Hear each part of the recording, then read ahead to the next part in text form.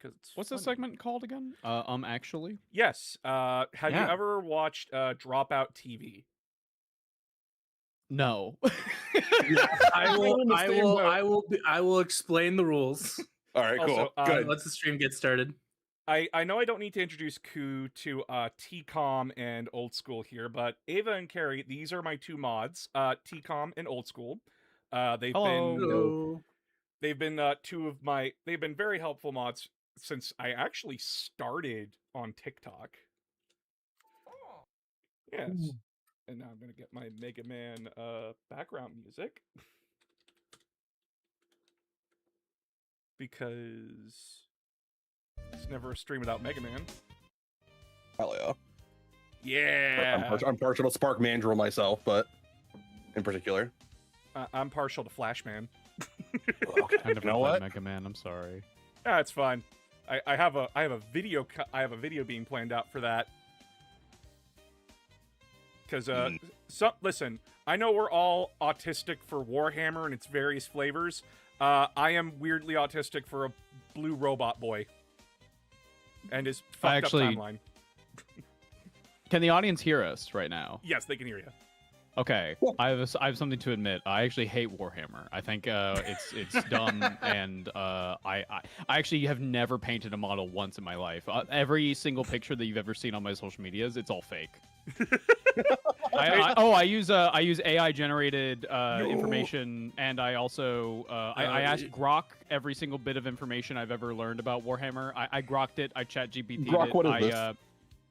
What's your? I use Claude to trick people that I paint my minis. Oh Yeah. my god. I'm a numbers guy. Listen, I understand that you like number. I like Number watching- go up, brain tingle, you know. He's just Tony Stark from the MCU, where he's just like, I'm gonna keep you on hold because I like watching the line beep. God.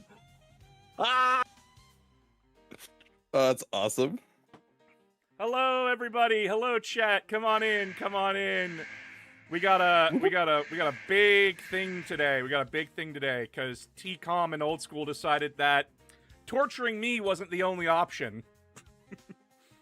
He could torture more people. Yes. Sorry, really quick. What's the? Sorry, I keep asking this like every single stream. What's the reaction thing that people have set up to where you can see when like the microphone goes live, like on screen? What is that called again? Fugi TV. Well, Fugi Tech. Fugi Tech. Fugi reactive. That's Mr. the one. Fu. Yeah. Thank you, because then I can set this one. Nice. There we go. We're fine now. Now we're cooking. She's here. She is here. Now we've got now gas. she's not. Now she's just not. Now Carrie's not just a weird voice in your head. Yeah. Oh, I've actually- was this collective psychosis? I was just ignoring. No, I just have like the most intense like vocal training that you've ever seen. Like I need to pass so badly that I just talk to myself actually. You know, I'd say something about psychosis, but like this is too entertaining to pass up. Yeah. I'm so messed You know? up. You hear my voices. No, It's you're simply actually too good. No, you're actually just schizophrenic. We're all playing into the delusion. Finally. I do like Warhammer. I do like war. I know I like number. That That's would true. pass, so you know that would check. I do like the Warhammer from BattleTech, but 40,000 of them is a little Sorry. ridiculous.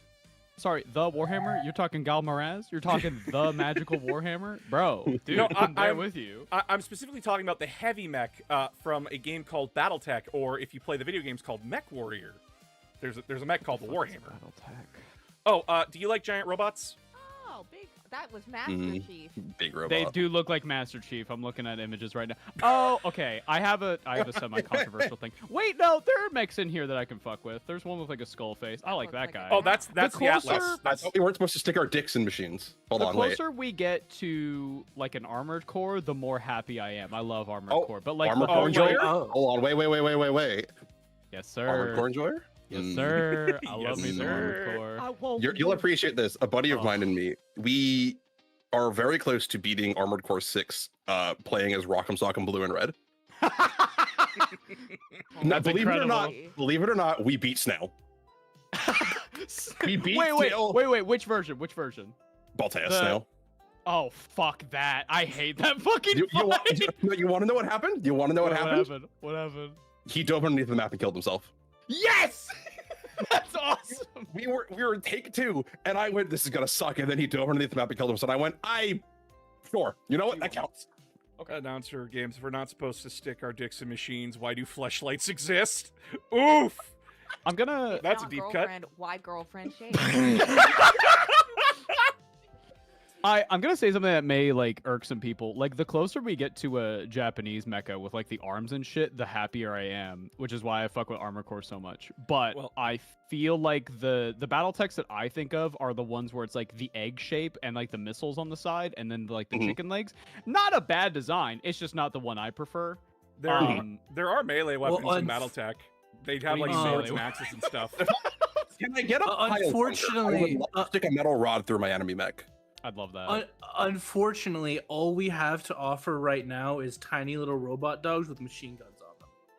Okay, that is Wait. pretty. Dog? Hold on. Hold Wait, on. I like dogs. Wait, hold on. How big are the dogs? Pupper? Like Uh, a Labrador sized. Okay. Labrador in Yeah. comparison to the mech? No, I'm talking real life. Oh. Little guys, they're around. It's kind of terrifying, actually. How do I feel about the Warhammer Helldivers Warbond? I got tired of Helldivers. If you're enjoying it, good on you. I got tired of Helldivers because I'm done with live service games. They're bullshit, and I don't like them it's- anymore. Fair It's enough. essentially Acadian with a DMR lasgun. Cool. That's what the Warbond is. I'm tired of live service 2. Re-upped my FF14 sub literally yesterday. Okay, but that's an active MMO. But that's a good game. I mean, dude, I play RuneScape, so I know exactly how you feel. I'm like, Okay, wait, fair. RuneScape and Warframe. So Okay, I don't so you God. play you play At the FF14. risk I of have a interrupting question it. for you. Sorry. Yeah. Okay, after this, we'll go ahead because I think I know what you want to say.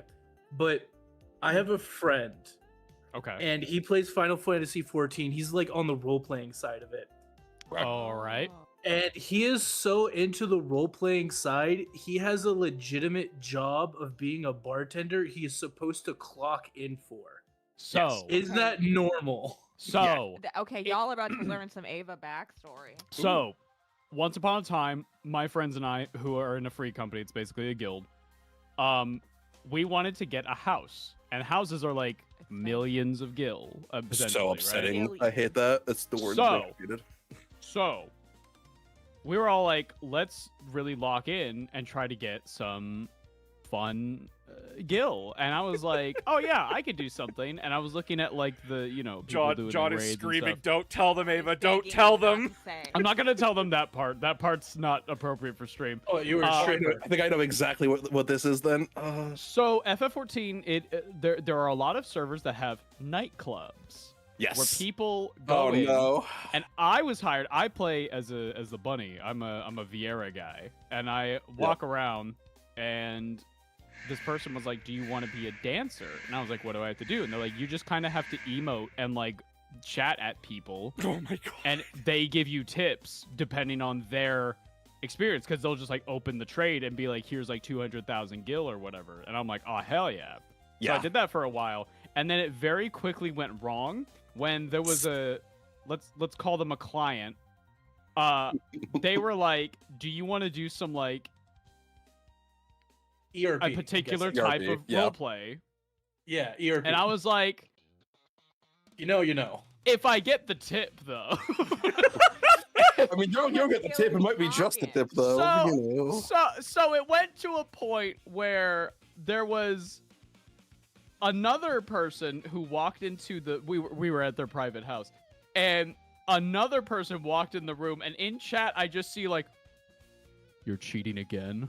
Oh no. And I was like, I'm not doing this. And I logged out. I ult F4. I had to get the fuck out of there. I was like, I'm not doing this. I'm not doing this. No, thank you. No. As long as I get the tip, I'm willing to do a lot, because it's just fantasy online shit. It doesn't matter. Oh my Yeah. god. Someone clip Ava saying as long as they get the tip, they'll do anything. Yeah, exactly. No, Yeah. Don't No, do that's that. blackmail right there. That's Don't do that. All right, but I got a tip for you. Much like speaking of Final Fantasy, much like suplexing a train. Let's get back on track here. Oh yeah. That's terrible. I love it. Oh, I needed to say it. From an Yeah. from an organizational perspective, because I have to track like scores. I am aware Boss is playing. I'm aware Ku is playing. Are the Numbskulls playing as separate people? They're usually a team. Yeah, we're gonna team Cool. it. That's fine. Like I don't need to have another column. Okay, so today we are playing Actually 40K edition. So for those of you who don't know what this is, Actually is a game for nerds by nerds. I will have a series of statements. There will be one particular thing wrong with them, and at any time you can buzz in and issue the statement. Issue the correct statement. What is wrong with what I said? Now, you have to proceed everything with actually. If you don't, somebody else can steal the point. Those are the only rules. Understood. Got it. All right. If you get 1 point for a correct answer. Incredible. And if we have made a mistake, we may award extra points. I see. Because there's a for those that don't know, there's an infamous moment on Actually where they had Matt Mercer on, and they did a D&D question of Oh, I know finding- exactly the clip then. Yeah, find Uh-huh. find the problem with the scenario given. There was only 14 incorrect answers. Like there was only 14 problems with it. Matt Mercer found 16. Oh. Of course he did. Forever Just- DM right there. It's fucking Matt Mercer. He's terrifying. Never compare yourself to Matt Mercer. He It's a losing fight. he is a nerd. He's the god of nerds in living flesh. So I guess I don't know like, who this Matt Mercer guy is, but Ganondorf? You're talking about Ganondorf, bro? Okay. Vincent, I think. Vincent. He is also- Vincent. You're right. He's very recently the Oh. newest Warframe in Warframe. Oh my What? god. Also, No, that's not a bit. So we, yeah. Also, folks, I am also monitoring which of you are buzzing in to to do this. Can we start with an announcer, and can you play as your buzzer, please? Yeah, I guess you could just Just pick choose whatever, one like from your soundboard. yeah, just pick one. From Yeah, just something from a While soundboard. you're doing this, maybe get some water real quick. Yeah, no problem. I can do the admin. I got Pinhead. I took Pinhead. Okay. Okay. Ava. Let's try this one. Yeah. Quack. Okay, so you're the duck, and Ku.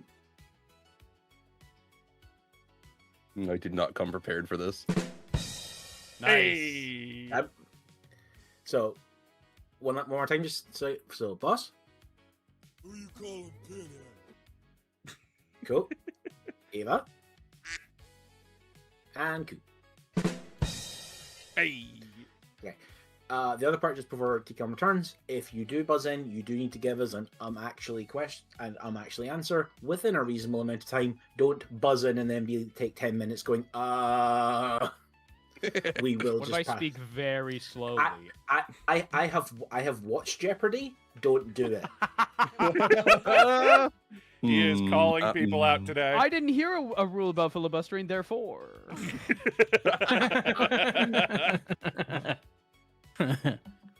All right. Is everyone ready to get started with our first statement? Yes. Send it. Yes. According to the Codex Astartes, as laid down by the Primarch Reboot Gilliman, a Codex-compliant chapter contains exactly 1,000 Space Marines, including officers, specialists, vehicle crews, librarians, and the Scout Company. Yes? Was Ava? Actually, librarians are not included within that 1,000 Space Marines. You're. Can someone be more accurate?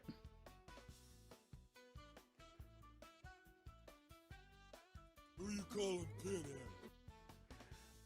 Actually, aspirants for the librarius do not count.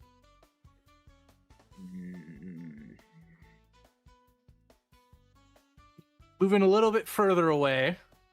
I don't know. Here, you got a free shot at this. If not, That was Also, like Burners was the thing I was on, so I'm like, what? Also, boss, we can see your soundboard like on like the stream, like whenever you bring it up. yeah, Like, I covers can't it. hide it. Covers I the screen. can't hide it. I don't That's know how. fine. I don't know how to hide it. Okay. I think we can get to Yeah, we can give it to Ava.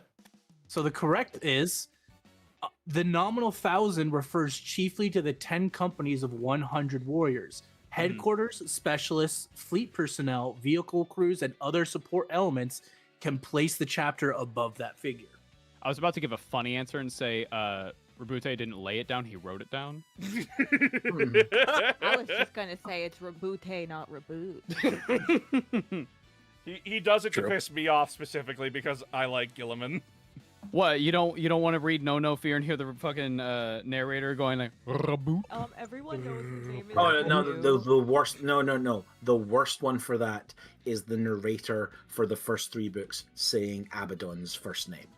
Does he say Abaddon? Kyle. No, Izzakyle. Oh, Izzakyle. What? Ezekiel. It's Ezekiel Abaddon, you fucking hack. Ezekiel. Oh, As a Kyle. Izzakyle, apparently, is how you pronounce it. God. Okay. I hate the British. oh, You hate the British. Not you, you're the exception. oh. I'm Scottish, it's fine. He hates them too, I'm sure. All right. Our next question here. Space Marine Battle Brothers possess 2 progenoid glands that mature simultaneously after 10 years of service. These glands are vitally important and represent the future of the chapter, as they contain the gene seed used to create other Marines. Yes, boss. No, that's Ava That and was Ava. Numbskulls. Oh, That was Ava, Ava. sorry. That's Ava and Carrie. Actually, they're not produced at the same time. They don't mature at the same time. One of them is put inside of them, and the other one is produced in the neck over time. It grows in the neck. That That's close enough. Yeah. Yeah, it's close enough. Yeah. Actually, the neck progenoid traditionally matures after roughly 5 years, and the chest after 10. Damn. Fucking. Oh, by the way, you can buzz in before the question is finished being read. You don't have to wait. Oh, no. fuck. We gotta. Oh. That was my only shot, and that I had gotta like 20 see seconds to this. think of the question as they were reading it. There was any points I got. Carrie, if you have something, just squeeze my I'll hand. just slap you. Slap me as hard as you Oh can. my god. Knock me the fuck out. Domestic violence in this. Yes. All right. In the Primaris era, a chapter's reserve companies are the 6th through 9th, with the 10th serving solely as a permanent scout company.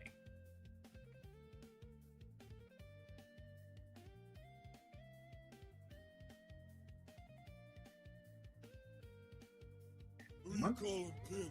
Anyone? Boss. Yes. Actually, the 8th and 9th companies are not support; they are training companies because they're training them in the how to be assault marines and devastator marines.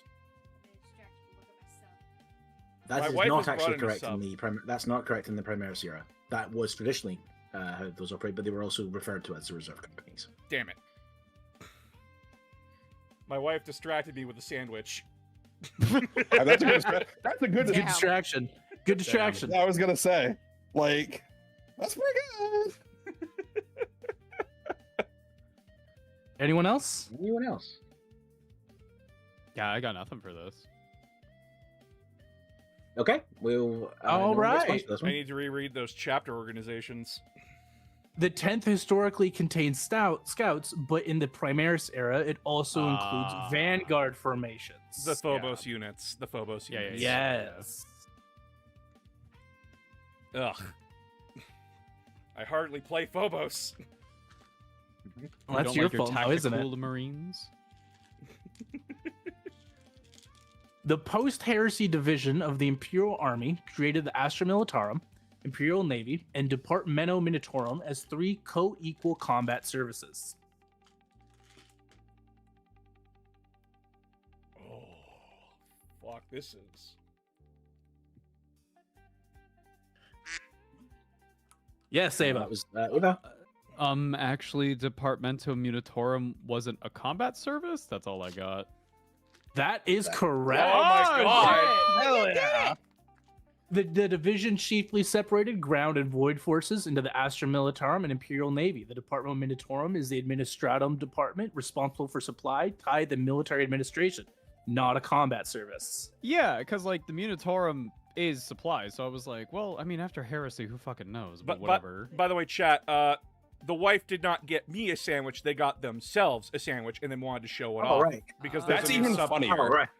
That's even better. My God. You were shown a sandwich. I was shown a sandwich. You were not given a sandwich. I was not given a Honey, sandwich.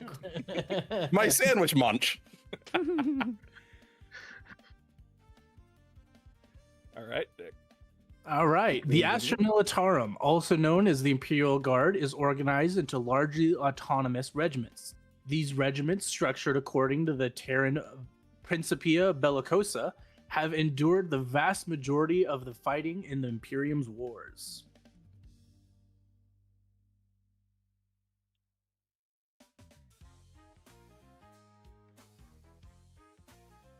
There's a spelling mistake in here. It's bothering me. I'm sorry. These Supposed to, regiments. actually. Regiments. Oh. Oh, bugger. Oh god, even I fucking missed that Oh one. God my damn it. God, that's amazing. Okay. Boss gets a point for noticing the spelling mistake. Yay!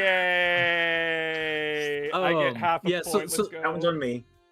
So to give you guys a little bit more time to figure out what's wrong with this, the way we did, I wrote all the questions originally, then Old School kind of refined them into what they are now, and then I checked for spelling mistakes. So that's on me. Mhm. We did say if you found stuff. Oh, that is Ava. Actually, they're not largely autonomous. Nope. No. Okay. No, the Imperial Guard. That's all I were- got. The Imperial Guard was designed so that their regiments were like they were easily counterable by other regiments. Mm-hmm.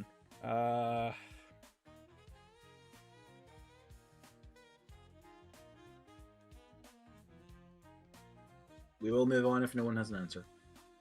We do have a lot of these to get through. Terran Principia Bellicosa. I feel like that's wrong. What, you didn't call the toilet the Adeptus Shitus? I was thinking they might as well call it the Astra Milligardum. and Yeah. it's just- I mean, No, because what I'm Oh, thinking we're of is done too if you want to modern. I got nothing. I'm thinking about how Okay. Gilligan restructured everything. okay. The Principia Bellicosa was the model for the Imperial Army, Fuck! not the Imperial Guard. I was thinking of the right thing. I was in the right Oh. direction. you must It was also the trust model. voices. It was actually the model in which basically the entire Crusade was built on. It's essentially the structure the Iron Warriors treat like the Codex as well. Oh. Huh. Interesting. Yep. The regiment is the primary unit of the Astra Militarum. It is founded as a complete entity, complete with its own officer corps, commissariat, supply, and support cadres, and even non-combat personnel. Will come from their funding world. I didn't fix the fucking grammar on that one. I at was like, all. wait, my brain was like looking at this. I'm like, wait. Yes, boss. Actually, not every Imperial Guard officer from the comes from the regimental homeworld, as commissars come from the Scala Progenium. That is exactly correct. Yeah. They are Specifically- they are exclusively off-worlders. They do not come from that planet. Emperor bless the Scala Progenium. Now I'm gonna go live in their walls.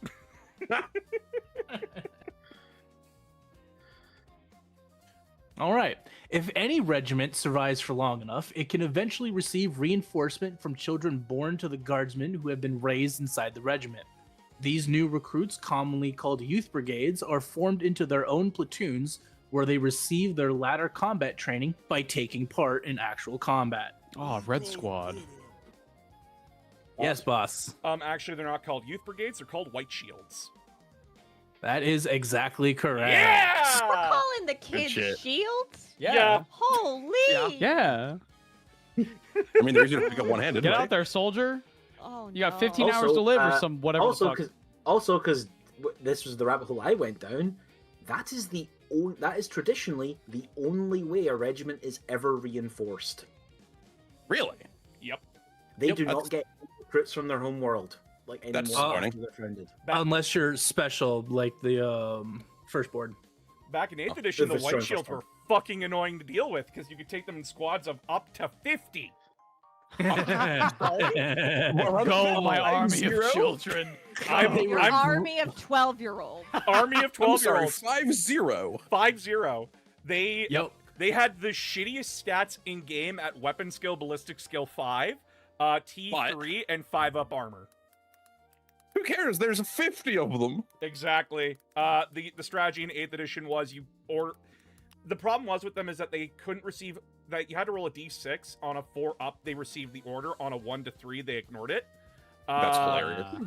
But you would just have a commissar who could force them to Oh, and roll just- it. Oh my god, yeah. So then you got And 100 shots. a Even very that, like, that's 150 wounds, or not 150 wounds. It's 50 wounds of guys. Yep. a very popular tactic was to take them in squads of 40 and put them in a Stormlord. This is just making me think of like Age of Sigmar before Beastmen got like cut because you saw tournaments of people bringing like 120 gores and just flooding the entire fucking board. It's making This me is think funny of that 'cause- question of how many kindergartners do you think How you many can take kindergartners could on? you annihilate? Yeah. Oh my You god, didn't it's have the to same hold vibe. back. Also, Next also quiz show Ava, how Ava, as an old world player, we thank you for your sacrifice. Thank you. Following the age of Amazing. Following the Age of Apostasy, the decree passive forbids the ecclesiarchy from maintaining any armed force. The sisters bypass this rule as they answer directly to the Inquisition's Ordo Hereticus.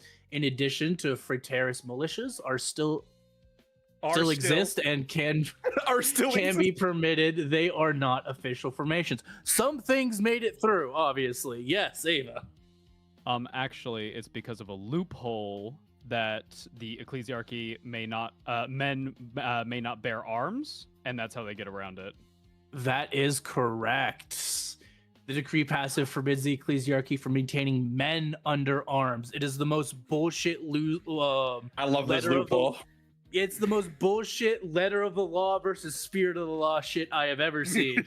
Give me hot nuns with guns. I God don't forbid care. women do And- fucking anything, They okay? saw America And they yeah, were like and the yes, they ultimate- can still have Yes. fraternis militia, which can still be guys because they are technically not official. They are just a militia. Listen. As Mm. evidenced in our real world, when old men are in power, feet fetish always wins. Mm. What? Shut the fuck up. Alright? You got something to admit over there, buddy? All Yeah. right, I'm not a foot guy at all. The Adeptus Sororitas, also known as the Sisterhood or Daughters of the Emperor, refer to the 6 orders militant or Sisters of Battle of the Ministorum who serve as its fighting arm. Yes. Yep. Actually, there's way more than 6. I'd say that's close enough, old school. Can anyone else be It more can- specific as to what we Yeah. what we mean? Sorry, I'm dealing with spam bot. Okay, fair. What Aramis is supposed to be in chat for. Yes. Adeptus We were Sororitas, supposed- also known as the we were supposed to have Sisterhood people or for this. Daughters of the Emperor refer to the 6 Ordo militants or Sisters of Battle of the Ministorum, who serves as its fighting arm. Who you calling pinhead? Boss. Oh no, I fucked up. I was thinking that actually it's Brides of the Emperor, but that was changed. Might be. Could you want to stab at it? I don't even know. No, I don't know enough on this one to even know where to start. Okay. Okay, it was sort of.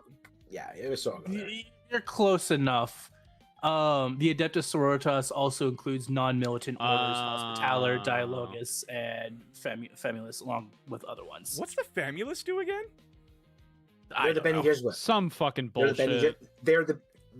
they're literally the Bene Gesserit. They maintain bloodlines. Oh, Oh. That's that's not Hmm. fucked. Use the voice. They track, organize, and select acceptable candidates to maintain imperial bloodlines. fuck it, It's whatever. like- Sure, yeah. They're straight up just the Benny Jesuit. Like, Oh no. The Adeptus Sororitas is part of the ecclesiarchy and is divided between two convents. The Convent Prioris, located on Terra, and the Convent Sanctorum, based on the cardinal world of Thracian Primus, although in practice, their forces are spread throughout the galaxy. People are going to hate me for this one.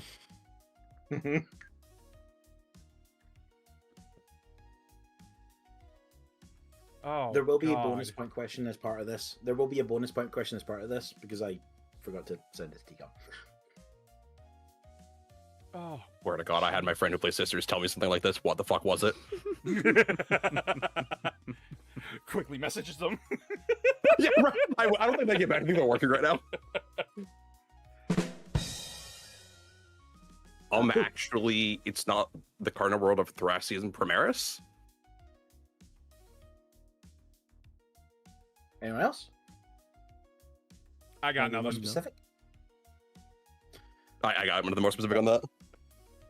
Who gets it? Oh. Oh shit, really? Yeah. Yeah. Oh shit! Oh, it's on on Ophelia. Convent I remembered barely enough. Is the Convent Sanctorum on Ophelia 7. For bonus point, can anyone name us the famous Warhammer 40,000 character who is from Thracian Primaris? Oh God, I don't fucking know planets. I don't care enough. Uh, I don't even know the answer to this question, so. I feel like it's the guy that made the sisters, right? I feel like it's the guy that made the sisters. No. Probably relevant to the sisters, but like who specifically is like Saint Celestine. It is incredibly relevant to a particular branch of Games Workshop. I got nothing, bruh. Gandalf? Gandalf. Yeah. That's a different branch. Okay, we can move on from this because it was just a bonus question. Thracian Primaris is the homeworld of Inquisitor Gregor Eisenhorn. Hey!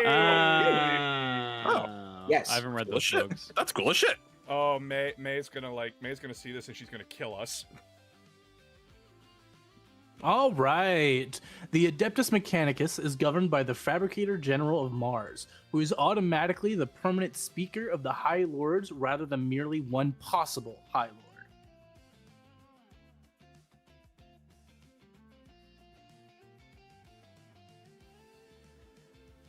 We're like kind of showing up the lore people here, aren't we? Yeah. Well, it's trying to pick apart the information, right? That too. I'm also more of a gameplay. I'm also more of a play person than a lore person, so this is fun. This is still fun though, because I'm like, what do I actually know? I just finished the Mechanicus fucking video. Why am I stuck You like got this? to know this. Come on, buddy. Come on! You probably read this too. Is the worst part. Yeah, I probably read this, but it wasn't relevant to the Mechanicus as a faction in general. Yeah. So you didn't. It didn't like fully. It didn't stick. It didn't stick. Much like cheese to the wall, it didn't stick. Anyone? I got nothing. Who you calling Penny? Boss? The Fabricator General. Actually, the Fabricator General of Mars isn't automatically the permanent speaker of the High Lords. That actually is correct. Yes! Oh my god! Good shit. Yeah, the Fabricator General of Mars traditionally holds a seat among the High Lords, but is not Okay. automatically their permanent presiding speaker. Yeah, because I'm like, wait, As a little piece speaker. as a little piece of additional information, currently he is generally represented in council by a tech priest who is essentially data linked to him to like transmit what he's interesting. saying, and very rarely They appears have a in phone. the actual. And the He phones in. yes, because the He problem zooms in, is the you know. Fabricator General is the size of a small factory. Yeah. All I can think He's of is just the on one scene transport from. to Terra. All I can think of is the one scene from Robots with the fucking Aunt Fanny. Just Yeah, pretty much. that's all. I can think of. another fun fact: the fall of Cadia apparently was not important enough for him to go to Terra. Are And so you he so used- based fucking as for fuck. real? Hi, Drax. Based. I wonder So what he was used this important. representative for General, that. what happens if we die? Then we die at the end. I'm too busy playing with my fidget spinner. Shut up, menial. Based as fuck. He has so many fidget spinners. The set up. entirety of Admech would get nothing done if they found the fidget spinner, wouldn't they? Anyway, They get one All soundboard right. and it's just game over. During the Solar Reclamation, the early Imperium united with the Mechanicum of Mars with the Treaty of Olympus. This transformed Mars into a province of the Imperium under Terra's rule. However, the Martians were allowed to retain their religion. After the Horus Heresy, the Mechanicum groups who sided with the Emperor would be renamed the Adeptus Mechanicus. We call him Pinhead. Yes, that was boss. Actually, it's the Treaty of Mars, not the Treaty of Olympus. it's referred to as the Treaty of Olympus. Are you fucking for real? It was signed. It was signed in the city of Olympus Mons. Well, I'm just gonna Uh, grab this shotgun over here. Actually, Mars wasn't transformed into a province? Question mark? I'd say that's close enough. Old school. Yeah, that's fine. Yeah, Yep. The treaty allied Terra and Mars while preserving major Martian autonomy. Yeah, because that was the main thing, is that you'll work with us, but we also leave you alone. Yeah. Okay. That makes sense. It- Yeah. it's- Have your fidget spinners. You can have your fidget spinners if you want, It's as long why, as you don't get weird with it. It's why the Why does Dad treat Mechanicus the cousins can- better than us? It's why the Mechanicus can get away with doing what it does most of the time, and if someone tries to bitch about it, they'll just be like, well, I guess you aren't getting those arm shipments then, No asshole." more refrigerator for you. You mean it's why Call can get away with anything? It's mainly Call, let's be honest. It would be really cool if all of your air conditioning on the planet just turned off suddenly, wouldn't it? That's such a fucking gangster threat.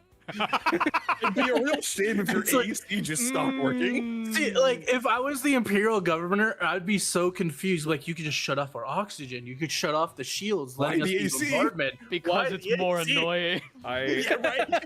He's like, I don't want to kill you. I just want to inconvenience you. I still love that it came to the prototype Primaris Marine. The prototype Primaris Marine is just like, you ruined my life. You ruined me and destroyed everything I loved. And Call just turns him and says, shut up, I made you better. Damn, based. That's my book. Yeah, it's him. That's my goat for real, my goat for real. All right, We're the next statement. The Machine God, Omnissiah, and Motive Force are 3 titles for one identical divine aspect. Actually, they're 3 separate things. Yes, Can you that's name what correct. those things are. It's too late for that. Fuck! Oh, Yes, we can. Don't go back in the slides. Hang on. Why, yes. As Decon's like desperately trying to cover it up with his back. Don't look. Don't look. I get white out, start putting it on my monitor. No, look, you can't. If I can't see it, you can't see it, right? That's how this works. That's how technology works. yeah. I might kidnap John from the Numbskull so that way I could have him, fact check my fucking scripts now. Okay, all innovation is formally forbidden by the Cult Mechanicus, including any adaptation or of recovered STC technology.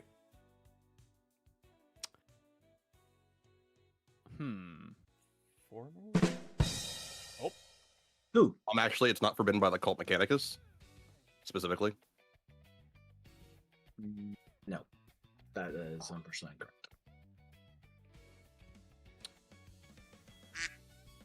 Actually, Eva? specifically like tech-based innovation.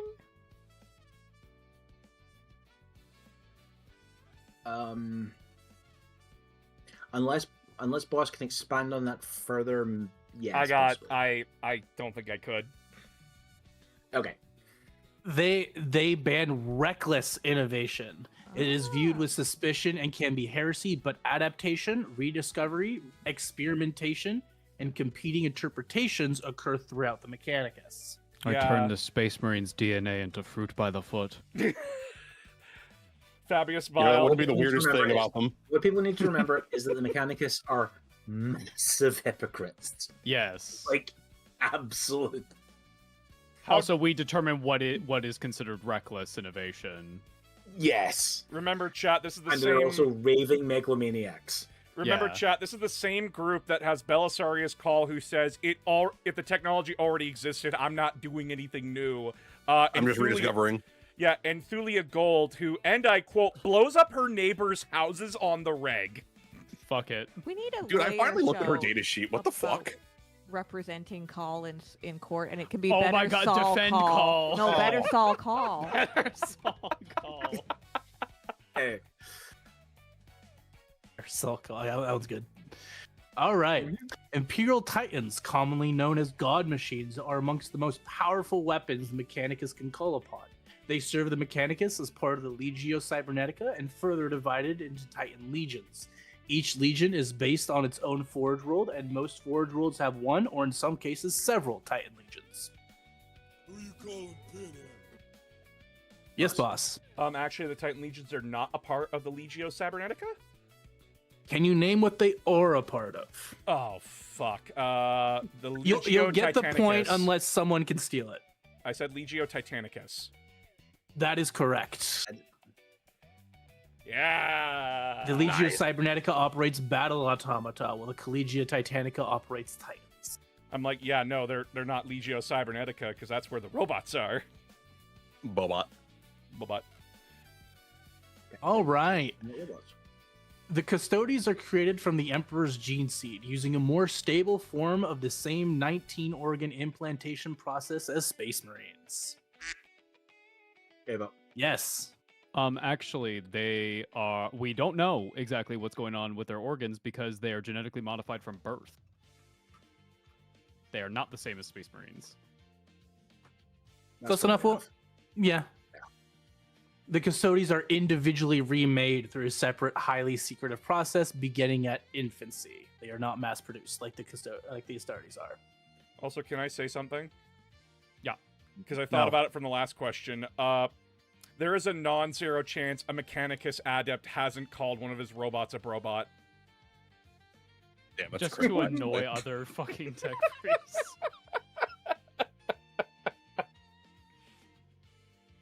I hate you. Yeah, see, that's why he does it. Oh. After the Horus Heresy, the 10,000 Custodes remained legally confined to the Imperial Palace, meaning no custodian had set foot outside the palace in over 10,000 years. Following the creation of the Great Rift, Guilliman dissolved the Edict of Restraint.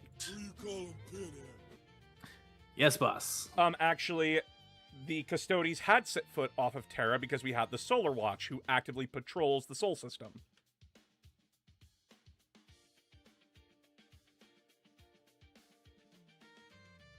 I'm not that is hearing. correct. Yeah. I'm not Yeah. hearing a no. Yeah. Wasn't technically the answer we were going for here, but it's the right answer.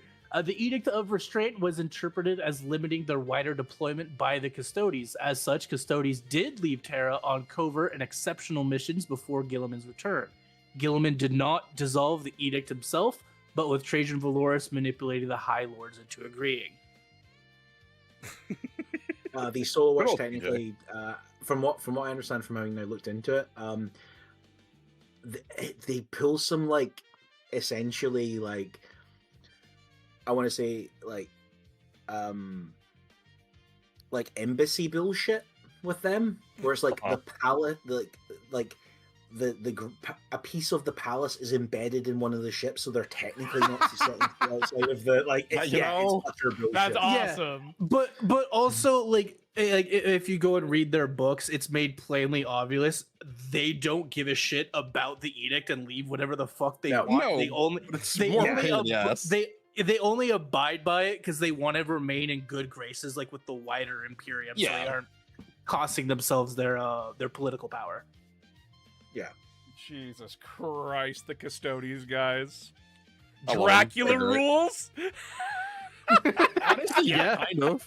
It is Yeah, kind of kinda, vampire yeah. rules, isn't it? Actually, Yeah.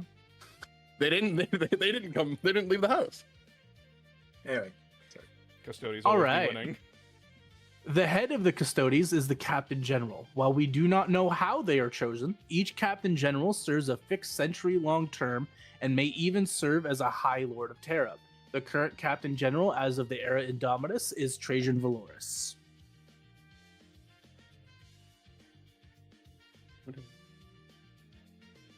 Who you calling is that Penny? cool? Boss. Oh. That was the boss. Actually, the Captain General does not serve for a fixed century-long term. They give it up when they feel like they are too old.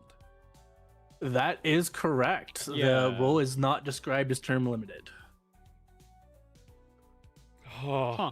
I feel like you would have stabbed me if I got that wrong. All right. Each custodian carries a misericordia, or blade of mercy.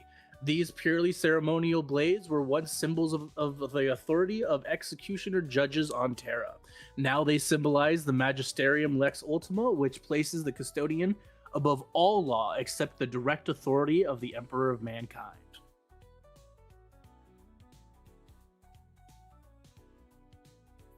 Fuck. This is just a game exposing who's all the tourists here, isn't it? Fuck you. Hey, cool models, okay, man. That's fair. No, you're fine. You're, To be you're fair, good. It's easy to not have an answer when it's like, what color is Gilliman's left nut? Purple. Fuck, Gonna say blue. damn I was it, how gonna did you say know? Blue, because your rain never gives them any. He doesn't Damn. date elves. He's married to the job. According to your job shorts, he doesn't is. give him any. He gets. Listen, Gilliman is not top.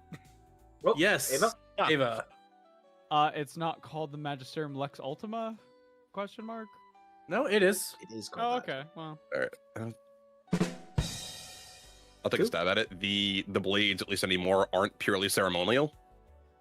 That is That is correct. Yeah, ah, because I was knife. thinking about their loadout. I was like, no, you do have a loadout for a misericord. You can use it. It's a weapon Yeah. you can stab people with.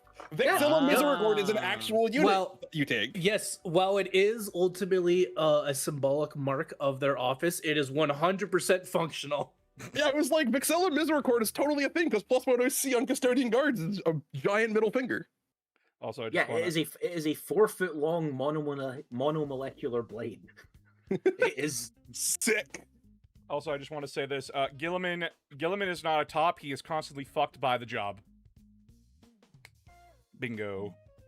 So, do you think he takes it doggy, or like what do you think? How do you my think? God! No, no, I Okay, think okay, I think he's a okay. power bottom. Power bottom. One more question, and then Yeah. question, and then we will check scores because it's 1/4 through. All right, one All right. quarter. Oh my god. Oh yeah, we got a lot of Because- these. Yeah, because the Sisters of Silence lose the ability to speak, sisters communicate only through a form of sign language called thought mark, which in animations is depicted as based on British Sign Language or BSL. Actually, they don't lose the ability to speak. They take a vow of silence.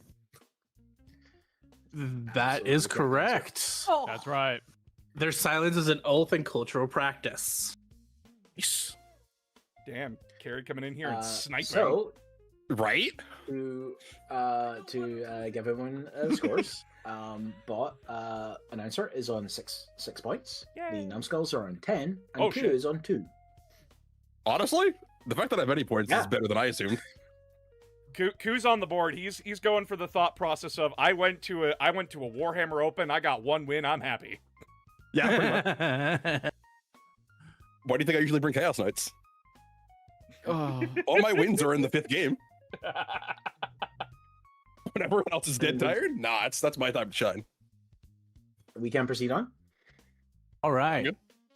A null field prevents all warp phenomena absolutely, making sisters immune to demons and psychic weapons. Who you calling It is just Penny? pronounced demons, by the way, and boss. Actually, it does not prevent all warp phenomena. It just suppresses it. That is technically correct, which Correct. is the best kind of correct. It's all dependent on their null, how strong their null field is, and nulls suppress and disrupt warp phenomena, but they usually don't completely are not completely immune to it. Yeah, because sometimes my psychic powers burn them alive. All right. When deployed together, the sisters and the custodies often form a host known as the Talons of the Emperor. These are often commanded by leaders of equivalent ranks such as Shield Captain and Knight Centura.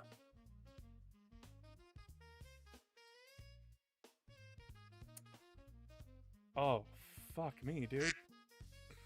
Ava? Actually, it's Night Oblivious or some shit like that. I don't think it's. Knight That's incorrect. Centura. The Knight Oblivion is the squad leader level Sister of Silence. Right. Okay. Night Oblivious.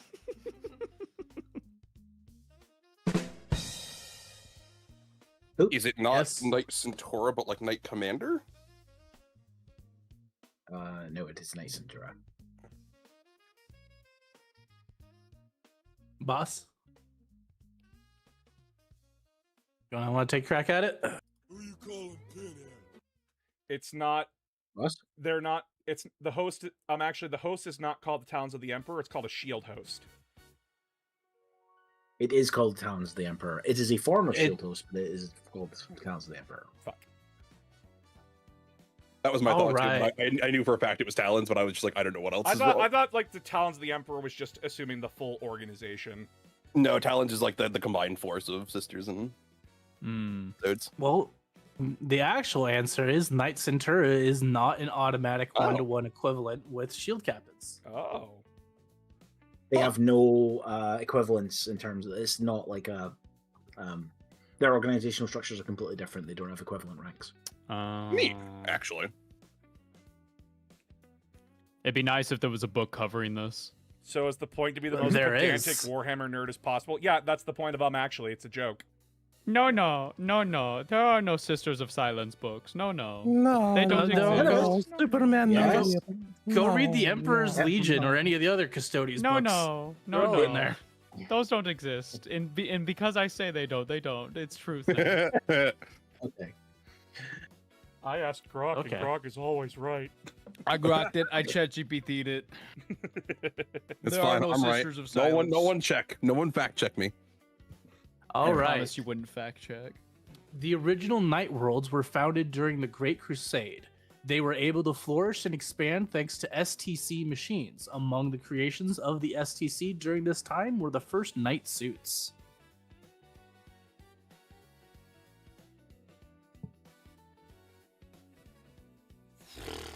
Anyone? This is upsetting because I feel like I should know this one. I know. Like amongst all of the questions. I played Knights back in 8th. I have not touched Knights since then. I know nothing. I still play Knights. That's why it's upsetting for me. I know they can roll like if they were as if they were in Dark Souls or something. That's kind of fun. I wish. Yeah. They used to be able to throw tanks. That was an That's actual awesome! rule. They can still do that. They can still do it? There's it's not every detachment. A couple detachments have the ability that when you destroy a vehicle, you essentially within 24 hours or something deal mortal wounds to another vehicle or monster. So you're picking it Oh. up and just hucking it at the other. I think we can say that no one has an answer for this one. Though, Yeah, do I you? got nothing. Yeah. Yep. I got other. They were founded during the Dark Age of Technology, not during the Great Crusade. Dude, it's so obvious. Hey, Crit. Shut up.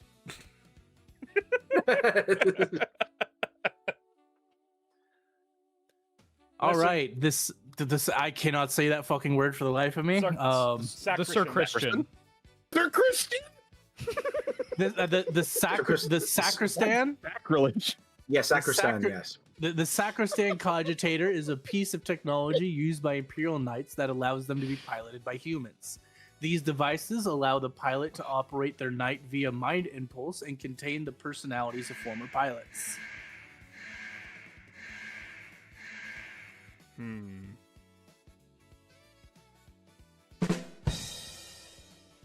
Coach? Actually, it's not the You know what? Fuck you. I hate that you did this to me. It's called the Throne Mechanicum. That is That is correct. Ah, That one I knew. That's the night player coming in handy. I didn't remember the name Yeah. of it. I'm like, it's not the cogitator. It's something else. I don't remember the name though. Yep, Wait, it's if the they We Throne would have Mechanicum. required Throne Mechanicum. Yes, Carrie. If they retain the personalities of former pilots, is it possible for an Imperial Knight to be depressed? Yes. Yes. Yes. Yes. The Yeah. Chaos Knight ones are usually depressed and extremely angry. Oh no. It's like usually the usual combo. My for robot's Also- sad. I told it to also- go up to battle today, and it didn't want to. Also, because basically, a lot of knights are essentially hereditary. When you have to pilot it for the first time, you basically have to sit down and then be judged by all your Ancestors, parents yeah. and grandparents. Hey, Peepaw. Hey, but speaking of the Bene Um, Gesserit, damn. There was also Speaking of the depressed knights, there's actually an entire book about Imperial assassins trying to assassinate a king in his knight because it's depressed and the man is going insane inside of it. Oh Yep. no. Yep. I there really want is- to bring it. there- Bring it. Really read good it. book. God. Really good book. There's also a Renegade Knight that was a part of like the special Knight box. They made a little board game with it, but it was a Renegade Knight that used to be a free blade, and all it did was wander around battlefields, screeching out holy verses until it became a Renegade Knight, and then just started speaking nonstop gibberish. That's Yeah. awesome. That's The the man's attack having an pattern. aneurysm. That's the attack pattern. Thank you for that, Ava. That was great. I think that was Carrie. All right. All That knight was- pilots inherit their suits by strictly primogeniture, making merit-based succession impossible. For those who don't know, primogeniture is essentially bloodlines. Passing through Yeah. blood. Yeah. Okay, that makes sense.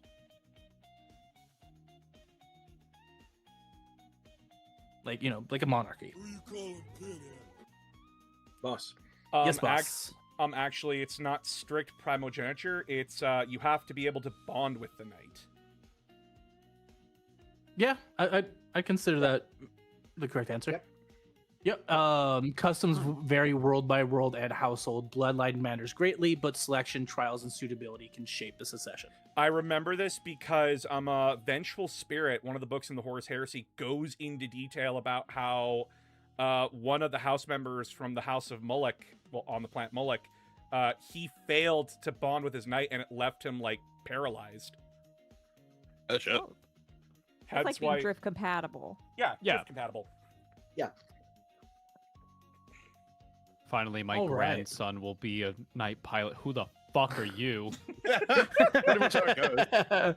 All right. The Night Worlds were welcomed back into the Imperium during the Great Crusade after rogue traitor militant Bastian Jeffers rediscovered a crisis within the Segmentum Solar. Since then, the Adeptus Mechanicus have come to claim sole rights to the technology present on these worlds. Who you calling Penny? Boss. Actually, it is whoever the Night Worlds declare fealty to, either to the Imperium or the Mechanicus.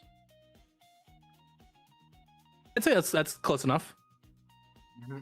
Is there not a actual like closer Nah. answer? Or Yeah. No, It's probably the basically- closest we were gonna get. That's fair.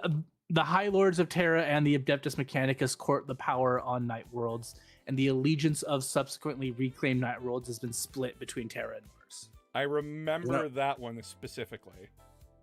I should have remembered that because that was how ninth edition it worked. Because you were either a Mars Knight or an Imperialis Knight. I remember that actually. Yeah, because there's like 5 Knight houses for Imperial, 5 for Mechanicus, and then there's just a bunch Yep. of free blades. Yeah, I should have remembered that. That's exactly how that works. That's a good point. Is the whole video about clearing up niche lore questions? No, this is just a game show Yes. where. Okay, then. Yes, that's what this is. Of course, the Mechanicus All wants right. the oversized farm equipment. Yeah. How else is Call good as Wheaties? Armiger pilots do not interface with the Throne Mechanicum and are controlled remotely by the household's High King. Give up. Actually, aren't they piloted by lower ranks of people? Like peasants and shit? That is not. I don't know shit about knights, so this is just a It's shot in the dark. close. Again, it's close. I'd give you the point unless someone can be more accurate. Who you calling pinhead? Their knight pilots in training are squires. Sorry, actually, their knight pilots in training are squires that control the armatures. That is not specifically what we're looking for because that is not technically universal. To armatures.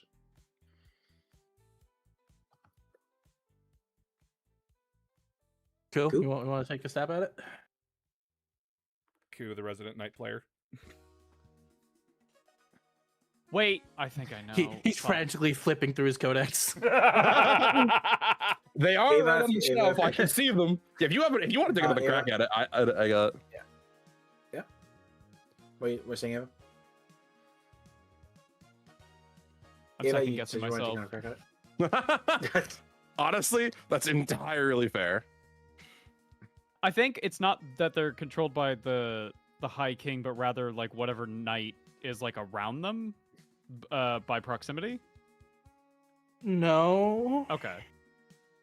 It's Okay, I wanted to give the second chance. I think I remember this. Uh-huh. So they wear not they don't bond with the third mechanics or interface. It's the helm mechanicus, I believe, and it's receives orders from their leading knight captain. that in, was like, what we were first specifically class. we were Yes. looking for that word. Yes, the Helm Mechanicum and are bonded I through the was Noble's like- Neural Command I was- Structure. The problem is I was like thinking, I was like, what's the word? I know they get orders from their acting knight captain, but I don't remember what the hell it was. Yeah. The thrones talk to the helmets, basically. That's how it works. All right. Freeblades have renounced every oath to the Imperium or Mechanicus and therefore count as renegades by definition. Who you calling pinhead? Boss. Actually, Free Blades have not renounced every oath to the Imperium and Mechanicus. Yeah, that's correct. Yeah. Because Yeah, they operate independently of a household but still remain fiercely loyal. because they're Free Blades, they're not renegades. Yep, they're mercenaries. Okay, we are now moving on to questions regarding. As you can probably tell, these are all divided into sections. Yeah. Gather that much? Yeah, we were going to randomize them, but that would have been more work. It makes it makes finding the questions on the answer key a lot more difficult.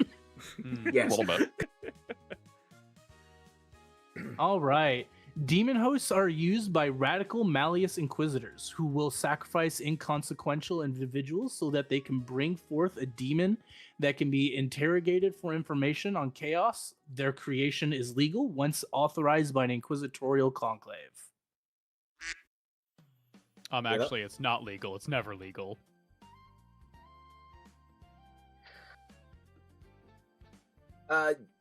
Yeah, I would say that's probably close enough. Honestly. Yeah. They are. It is incredibly legal to do. Incredibly illegal. Yeah. Yeah. It's not clear from how the Inquisition operates whether they can actually make it legal, because another Inquisitor can theoretically just go, that's actually illegal. So, Actually no. What Inquisitor? I have authority to do this. The Inquisitorial Lord behind him, pushing up his glasses. Did you ever just get into a Spider-Man style standoff? Yes, with- all the time. yeah. All the time, actually. I assume that's the That's normal. Willem, that that's is literally- blasphemy. that is literally the plot of like the first 3 Inquisition novels. Like, God. You're a heretic. And by No, that I I'm mean- not. You're a heretic. No. Someone else comes in. You're both heretics. No. Mom All said it's right. my This turn- guy. Mom said it's my turn to be a heretic. The oldest of the Ordos Majoris, the Ordo Malleus was created after the First War of Armageddon to investigate demonic Who you incursions. calling Pinhead? Boss. Actually, the Ordo Malleus was formed after the Horus Heresy to start investigating into the powers and forces of chaos. That is correct. Good shit. Oh, Little bit further information I did find out about this while doing the research. Technically, the Ordo Malleus was not formed after the Horus Heresy, but that is essentially just what the Inquisition was. It was never called the Ordo Malleus at that yeah, point. it didn't become the Ordo Malleus until they made the next group, which was Ordo Xenos, during the War of the Beast. Well, you know. Yeah, I and don't wanna then talk about War of the Beast. the Ordo Hereticus was made after Gorge Bandire's bullshit. Speaking of the Ordo Hereticus, known colloquially as witch hunters, specific role is protecting mankind from treacheries within the civilian population by combating such internal threats as treason, mutation, heresy, and witches.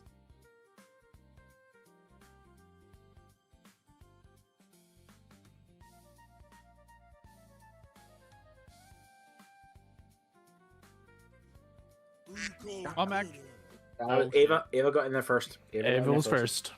Actually, aren't witch hunters like a specific thing within the Ordo Hereticus, but that's not like what they're all called? I'm not actually sure. That is not correct. I think after that it was actually Was boss. rather than- Oh.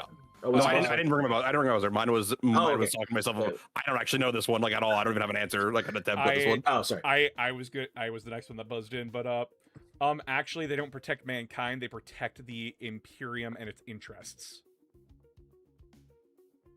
That's probably close enough, actually.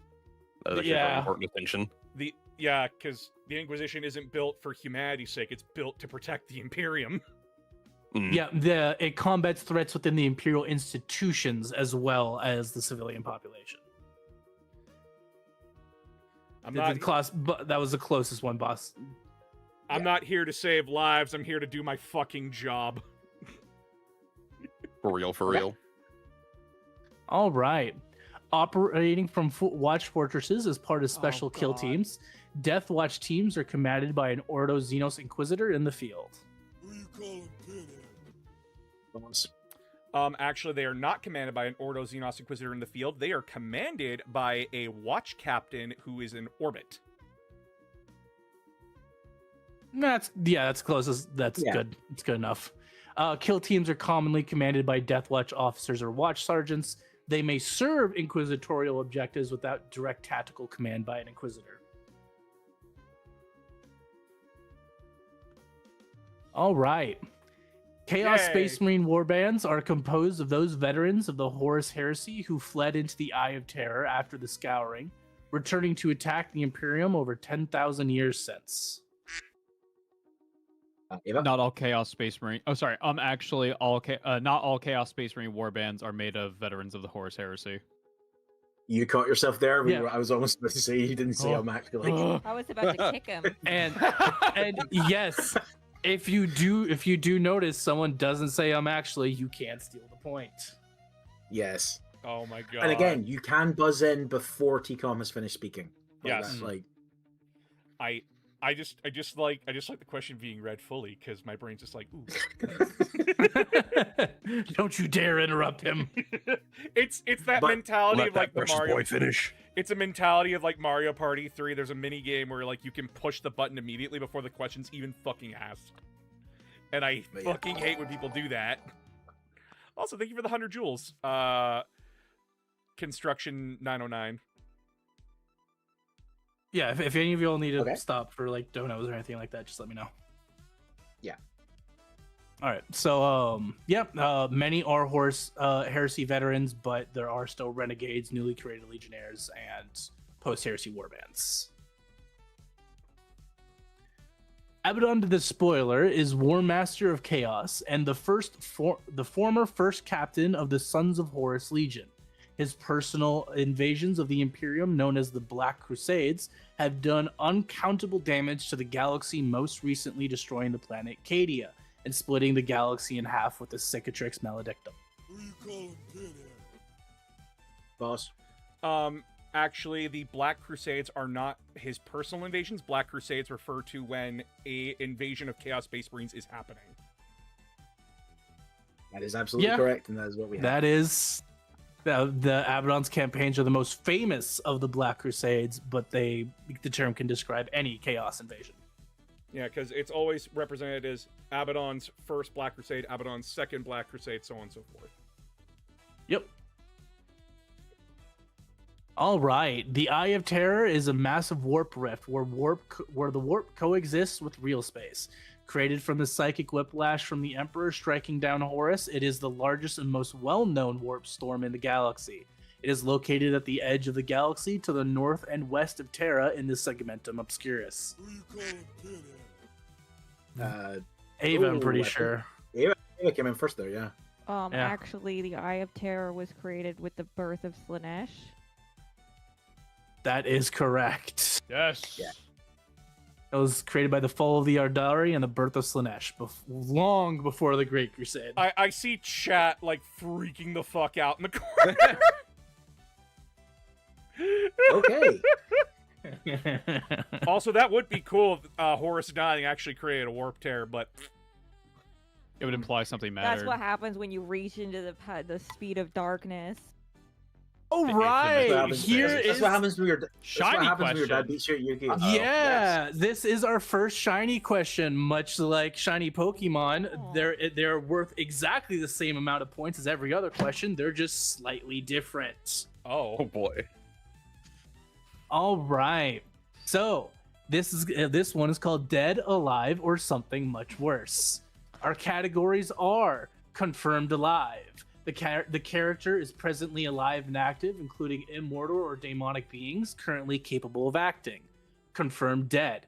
The character has canonically died and has not returned to the state known as living. Missing/unconfirmed. The character's current survival has not been definitively established. And technically complicated. The character has been resurrected, been replaced by an artificial persona, been imprisoned in stasis, or otherwise resists a clean binary answer. oh fuck. These are the categories you are going to be putting the characters into. Oh, Okay. Yes. So do we need to write these And our- down? Shit. Oh my Oh, god. These are our dear characters. Oh dear God. Yeah. You have. We're going to give you Wait, we 2 need a minutes. notepad. on Notepad to sort these characters, and then you will Uh-huh. DM them to me. DM, like, just take a screenshot and then DM it to me. And then we will go through the correct answers, and that starts now. We should have some interstitial music at this point. It's like, We should have, yeah. I have Yeah. music playing in the background on my stream. that's fair. That's fair. Well, I have your stream muted, so I don't hear our voices constantly.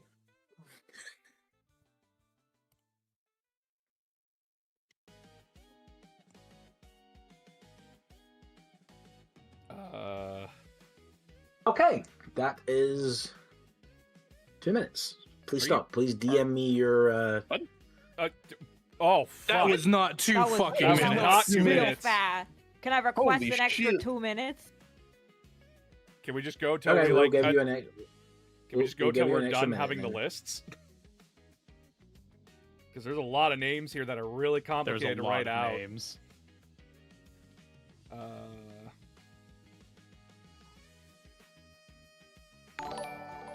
I'm sorry. Who wanted the DM? I'm sorry.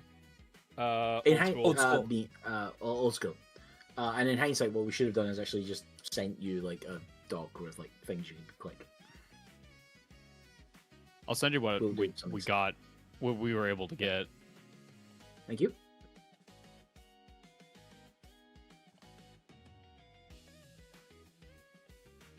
I'm gonna fill in the rest just in case.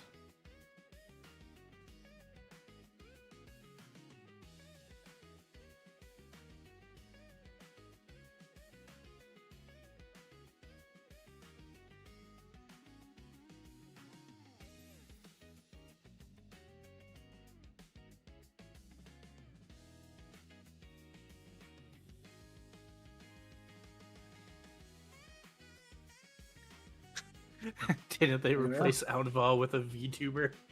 I mean, yeah. I had to call out that comment. That was funny. Let's go. Give me a moment. Where am I putting this again? Yep. Just DM me. It's just so we can confirm. We're gonna go through and whoever got the you can mark your own work, but like I can double check it. If that's time, then I'm gonna send you what I've got. Cool. Oh, thank you for all the donos.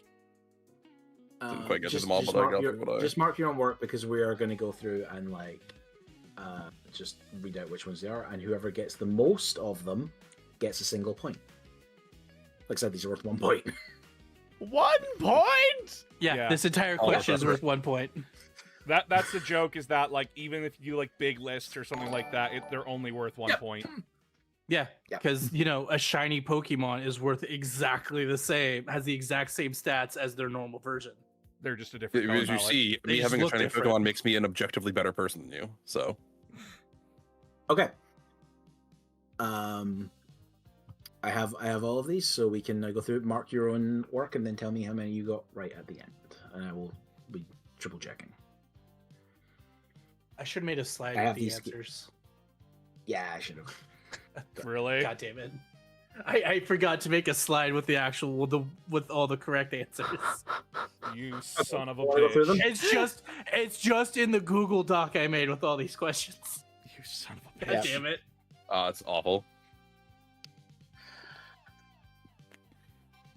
Okay.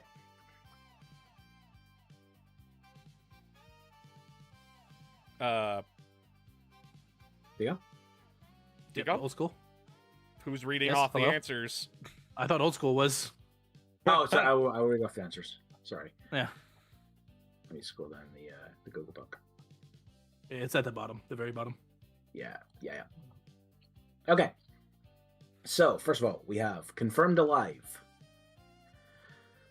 Roberta Gilliman, Lionel Johnson, Eldrad Ulthran, Yvrain, she is currently alive, and Dante. Confirmed dead, we have Sanguinius, Ferrus Manus, Alfarius, and Conrad Kurz. Or is he? Missing or unconfirmed is Rogaldorn, Vulcan, Omegon, Sebastian Yarrick, because at the time, because he is like, we're saying Yarrick is missing or unconfirmed because, like, he did die. No, Just he got a didn't. model refresh. He Not didn't that. die. I don't know. He did He got not punched die. really hard. I read that story. He did not die on the table. Mm, I have the book right here, motherfucker. I made a video on it. I have the yes, receipt. yes, but officially, according to the Imperium, he was confirmed dead. Oh, you son of a bitch.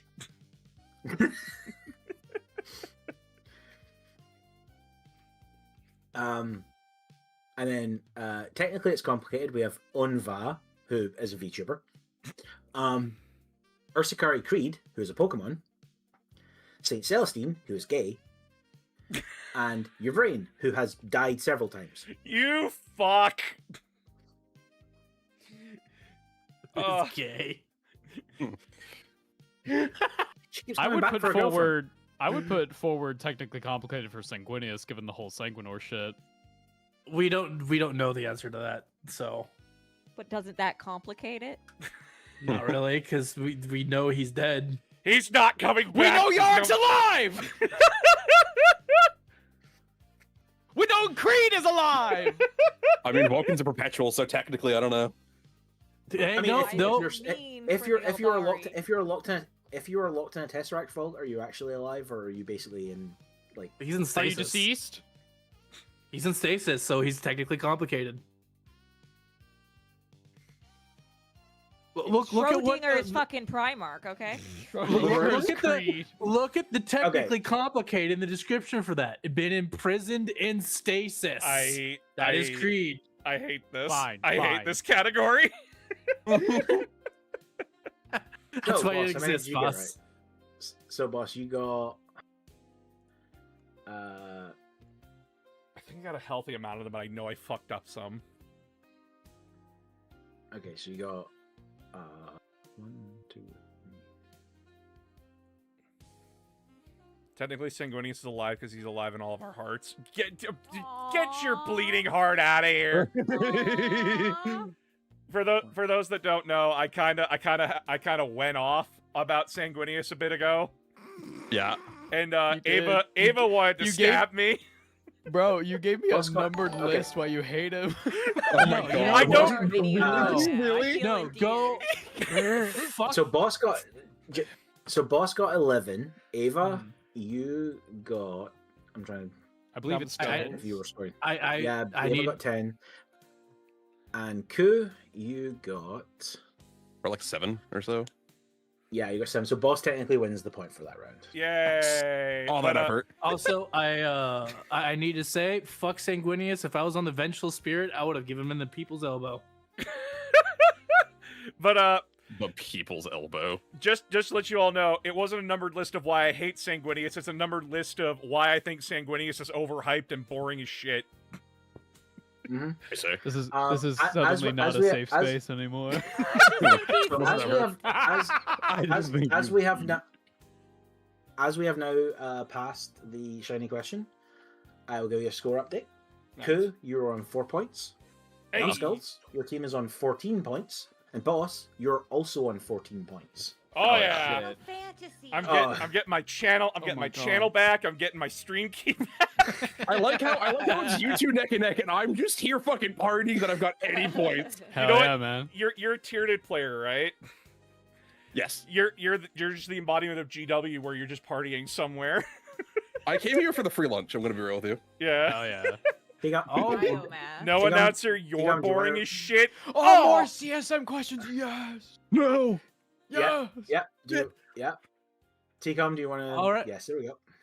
Yep. Possessed are demon possessed chaos space marines, vicious warriors infused with the powers of chaos.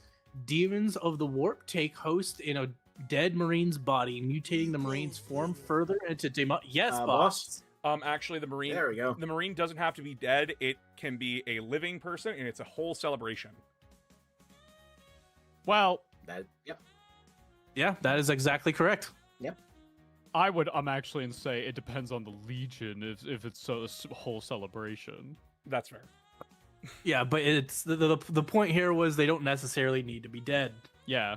Also, you bitch, you went on about going like, oh, I want to wait for the question to be read out. I'm not the only one that thought of it. Oh, as a I want to win-win. wait for the question to be read out. Well, oh, looky now. I was gonna say, didn't he just get done saying he hates when people do that in Mario? My brain, my fucking trigger finger went off. I'm sorry. How the turntables, it What's up, seems. Spock? How the tables have flipped. Anyway, Anyways, Oh, I'm gonna get Primarch- hanged for the fucking kneecaps, dude. Primarch of the Death Guard, Yeah, when they have to eat 'em. Mortarion. Primarch of the Death Guard, Mortarion, was raised on Barbarous by human resistance fighters before overthrowing the planet's alien overlords. The Emperor killed the final overlord and before Mortarion was able to do so, and as such, Mortarion harbored a resentment towards the Emperor forever after. Eva. Actually, wasn't Mortarion's foster father the Lord of Barbarous? And he had to like climb the fucking mountain or whatever. I don't remember his book very well. What do you mean by that's the Lord of Barbara? Okay. Yeah, it was the Lord of Barbarous. There weren't fucking aliens. Yeah. Mortarion was raised by the Xenos or mutant tyrant Nikair, and later joined and led the human resistance against the overlords. Actually, he didn't join the resistance. He built the resistance. Whatever, Doing he's something stinky. you build. He do be stink. He stank. Anyway, Cool wings though. All right. When he rejoined his legion, Mortarion made Callus Typhon the first captain of the Death Guard. Typhon would eventually engineer the legion's fall to Nurgle on the march towards Terra, towards the end of the Horus Heresy, becoming Typhus.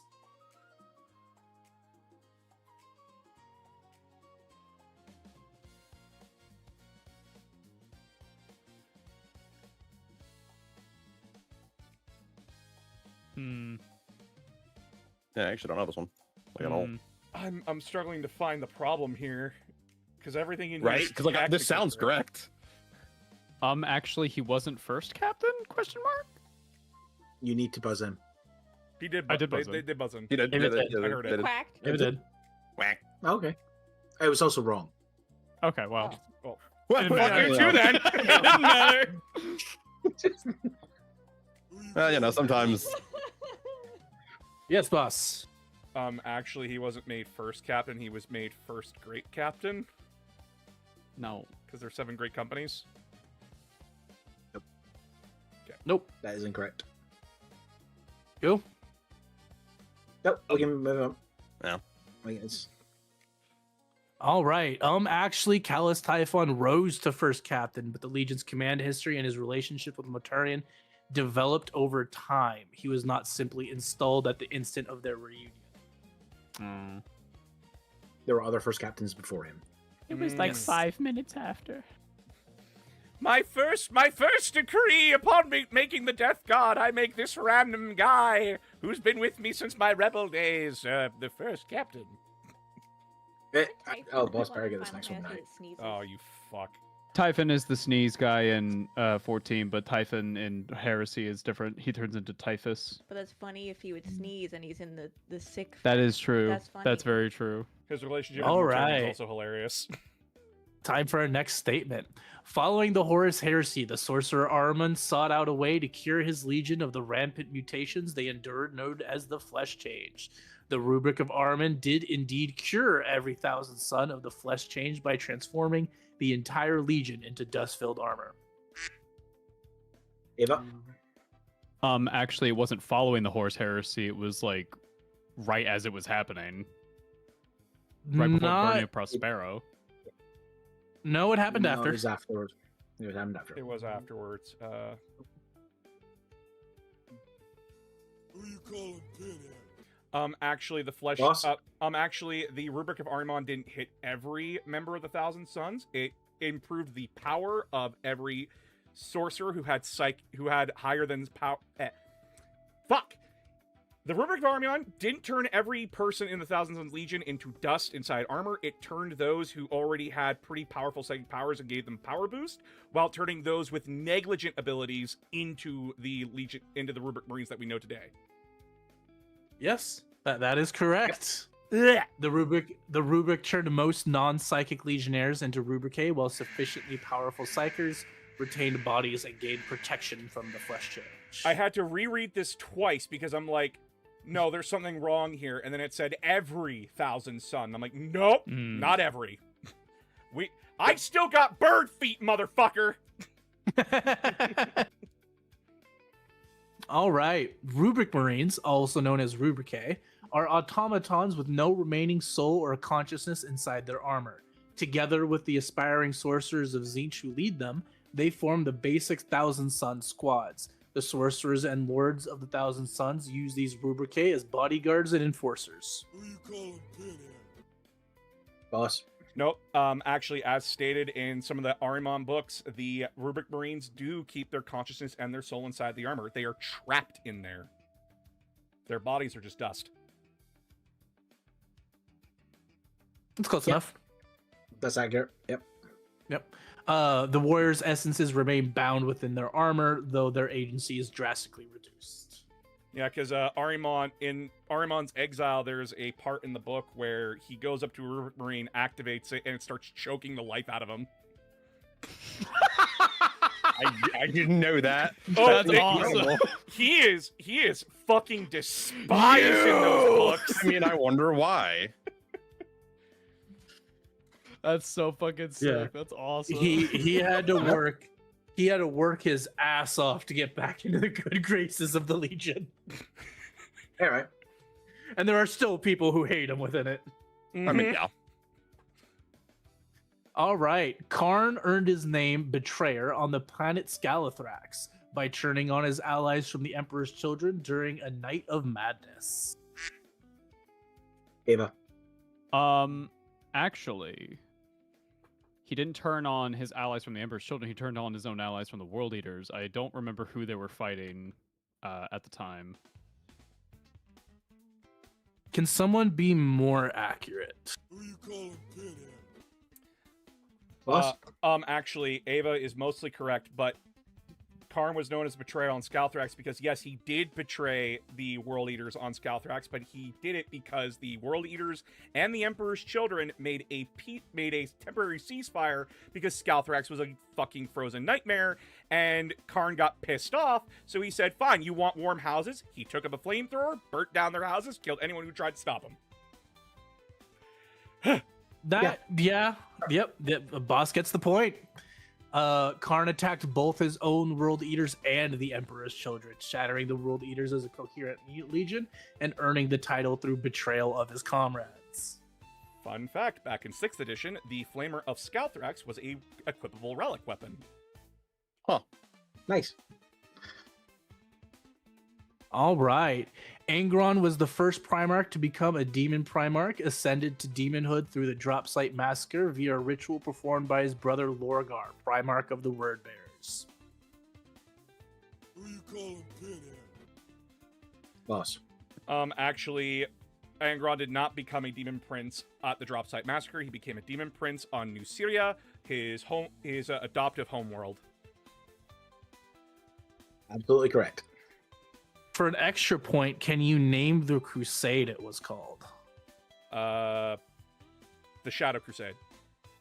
That is correct. Nice. Read Betrayer. It's a good fucking book. It's a great No. book. Yeah. No, one other book, in my opinion, beats it out.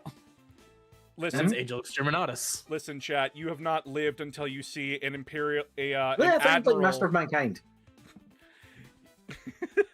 You have not lived until you see an admiral of the World Eaters playing fucking cards with a Contemptor dreadnought. I'm sorry. Oh, Yep. so Latara Saren, the admiral of the Conqueror, she got really pissed off because the company that's supposed to defend her ship from boarding actions went down to the planet the World Eaters were fighting on instead of staying and, protecting the ship. So Sure.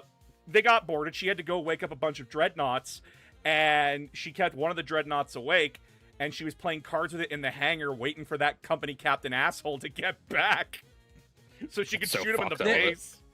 If I remember correctly, when she confronts that dude is when she gets the handprint on her chest. No, it was the first No, time it's she met later. Angron.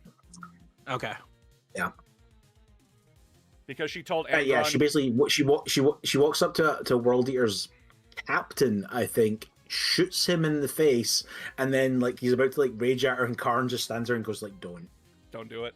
Angron will murder you. He likes this one. Holy fuck, you can play blackjack with a dreadnought. She was playing poker Yeah. with a dreadnought. That's amazing. Girl gives no. Alright. Well, what are we talking about? 5-card stud, Texas Hold'em. It's not exactly clear, but I do Yeah, love I that know, the I'm dreadnought making- gets so fucking frustrated because he's just like, what the fuck am I doing? All right, our next statement. After Fulgrim saved the Emperor during the Ulanor campaign, the Legion was granted the exclusive right to bear the Palatine Aquila, an eagle with an upturned wing symbol, representing loyalty to the Emperor and its own heraldry. Even after the heresy, many Emperor's children still wear the symbol as a mocking joke. Ava. Actually, they didn't get the right to wear that particular Aquila because of the Ulanor campaign. It was because Fulgrim gave a big, cool speech, and then the Emperor was like, "Good job, my boy. You are now Emperor's children." If someone can be more accurate, Yeah, because part of what you said is you incorrect. you stumbled upon the correct part of the question.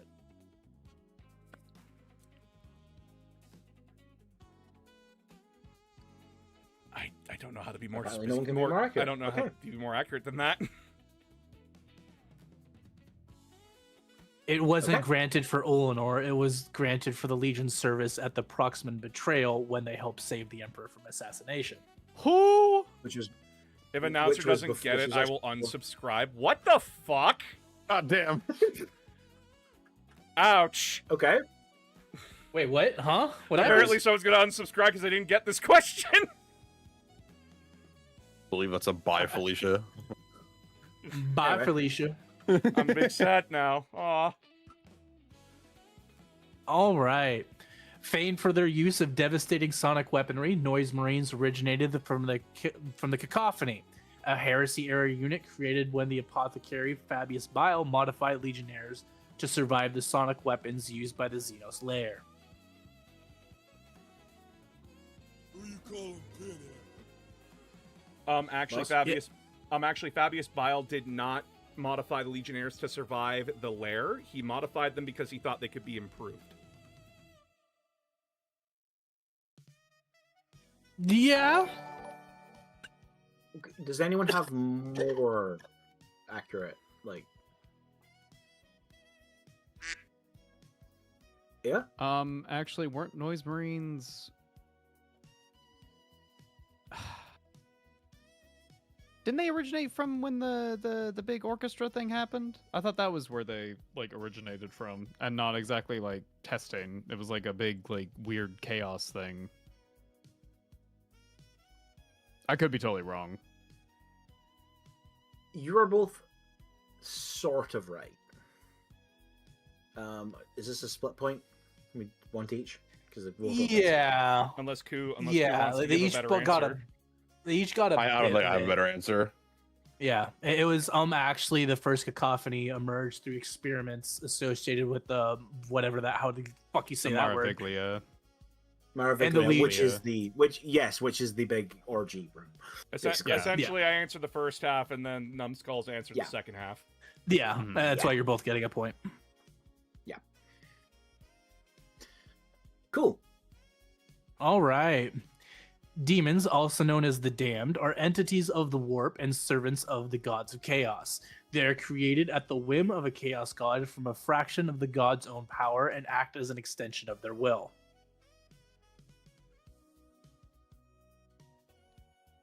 If you can't tell, this is the point where me and Old School decided to be assholes. You fucking bastards. Aren't the damned? I had Ava first. Aren't the damned mortal cultists, not demons? Nope. If big anyone else can keywords. be, if anyone else can be more specific, because you have got part of it.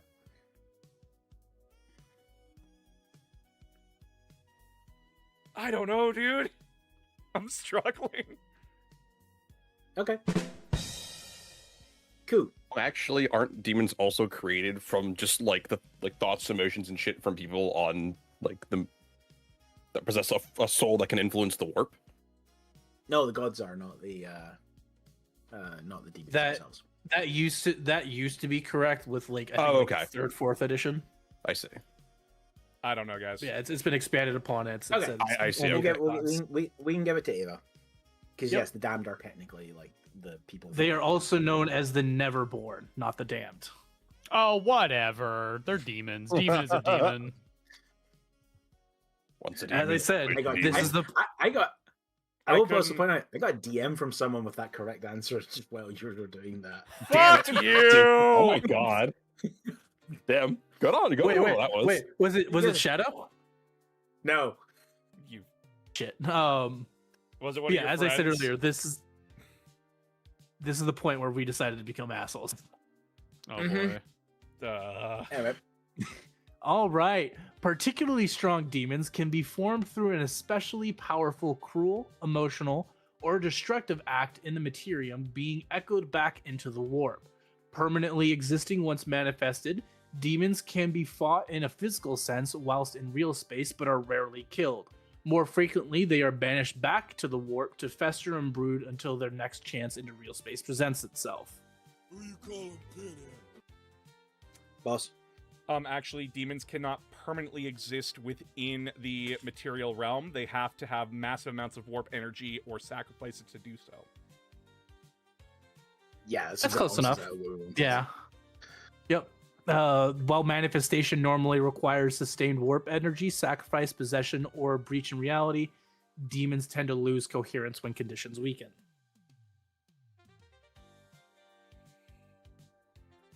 All right.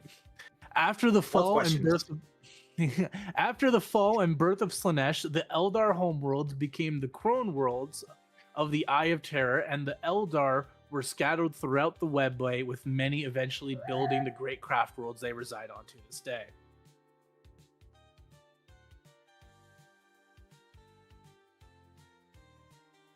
Who you calling pin My boss. Actually, the craft worlds were made during the fall of the Eldar Empire. That is correct. Yeah. They originated as vast trading vessels. I'm not beating the allegations that I'm an Eldar lover, am I? No, No, you're not. It's fine. There's like 5. No. You really didn't get any questions correct, and so we started getting into chaos and Eldar. Yeah. You like micros over there, buddy? You got like 4 of the spaceman questions correct, and there was loads of those. Anyway. All right. The Eldar who live on board the craft worlds have undergone a complete social reform. As laid down by Asuraman, every Eldar chooses and follows a path, somewhat similar to a profession, until achieving mastery over it. Then he or she chooses another one, and the process begins anew. There are an unknown number of paths, and all of them are dangerous for the Eldar. Sometimes an Eldar can become so focused upon his path that he will never leave it.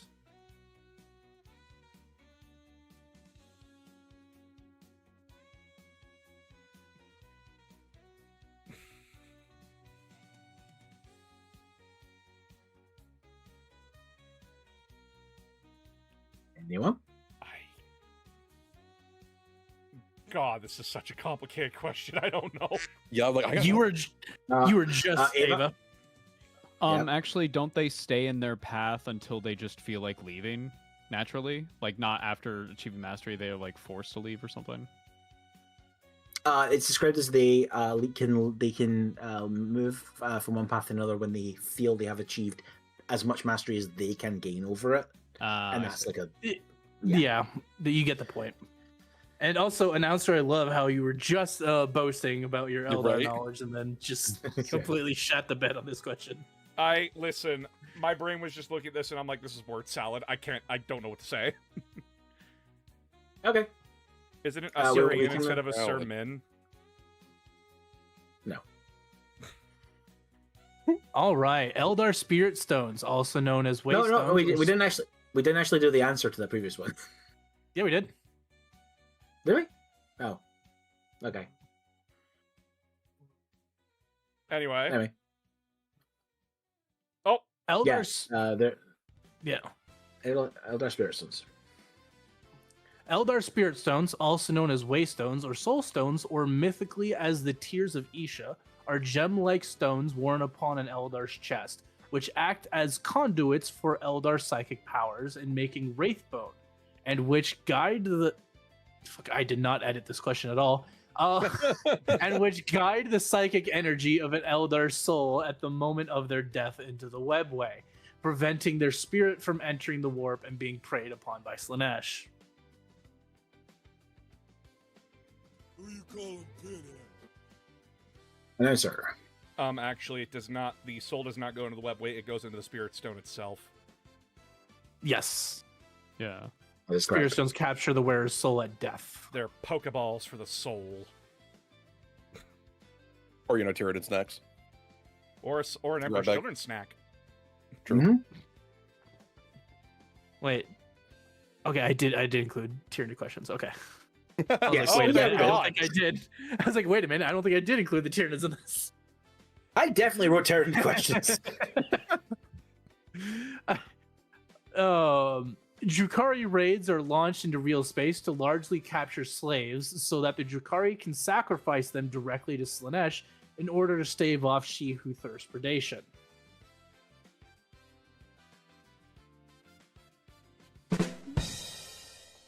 Who? Yes, Ko.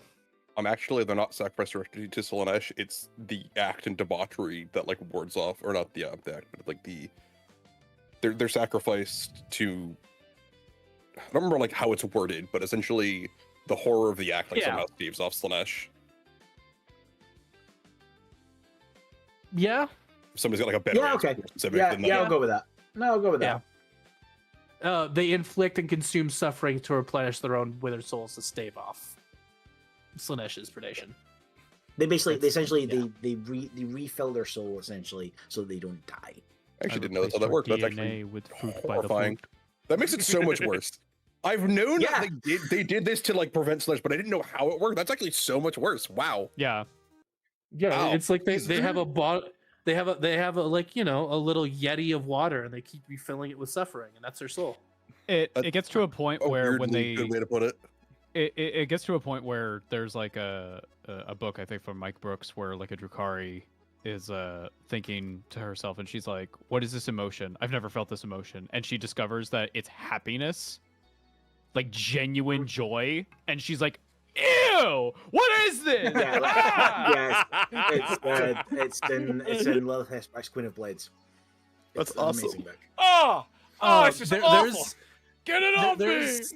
There's actually a very similar scenario, and I forget the name of it, but it's in Darnath Lysander's first book in his omnibus, where he is trapped on a demon planet after getting the entire first company killed of the Imperial Good Fists. job. And he meets a sphinx. I forget which god. I'm pretty sure it was for Slaanesh. Uh-huh. But like the sphinx was basically like, hey, have me feel an emotion I've never felt before. And he makes the sphinx feel fear, and the sphinx is like, I don't like this. I don't like this at all. I'm gonna fucking kill you so I stop having to feel this. God. Wild. Yeah, the planet Komarog, known as the Dark City, is the capital of the Dark Eldar Society. It's located deep within the labyrinth of the Webway, the space between real space and the warp. Who you calling Penny? Actually, Komarog is not a planet. It is just a floating city.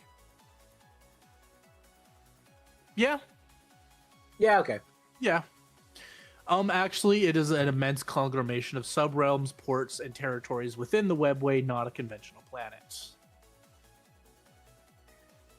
Oh, Boss Bear got these next ones right. Oh, you fuck. Necrons. Hey, let's go. We'll get to the Necrons. Orcs are warlike,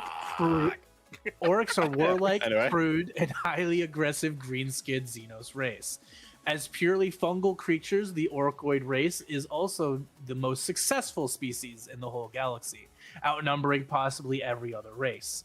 However, due to their aggressive and warlike nature, this massive race is split into hundreds of tiny empires, warring as much between themselves as against other races. I have to say, I was fully expecting Boss to interrupt me with that one. I got Yeah. yelled at. I am keeping my hand away from that buzzer until the question is done. No, I encourage it. As the host, I encourage it. I don't want to get yelled at Just know again. that I will judge you.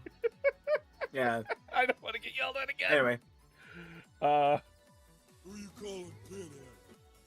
Boss. Actually, the orcs are not purely fungal. They are related to fungus, but they are not purely fungal. That is correct. That is correct. The orcs combine animal and fungal characteristics. They reproduce through fungal spores, but they themselves are not entirely fungus.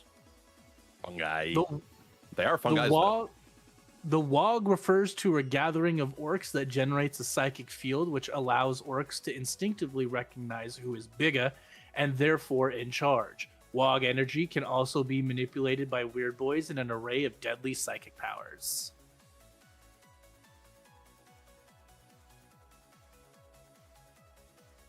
Who you calling Penny? Boss. Actually, Wa refers to, like, war, like the orcs' own version of crusade. The Wa energy field is what you're talking about here. Give him that one. Anyone else? Anyone else want to be more specific? No. I don't think I can be more specific Just than, no. than Boss on this one. Okay, boss. Ah, gets- straight boss gets no. that one. Yeah. What? No.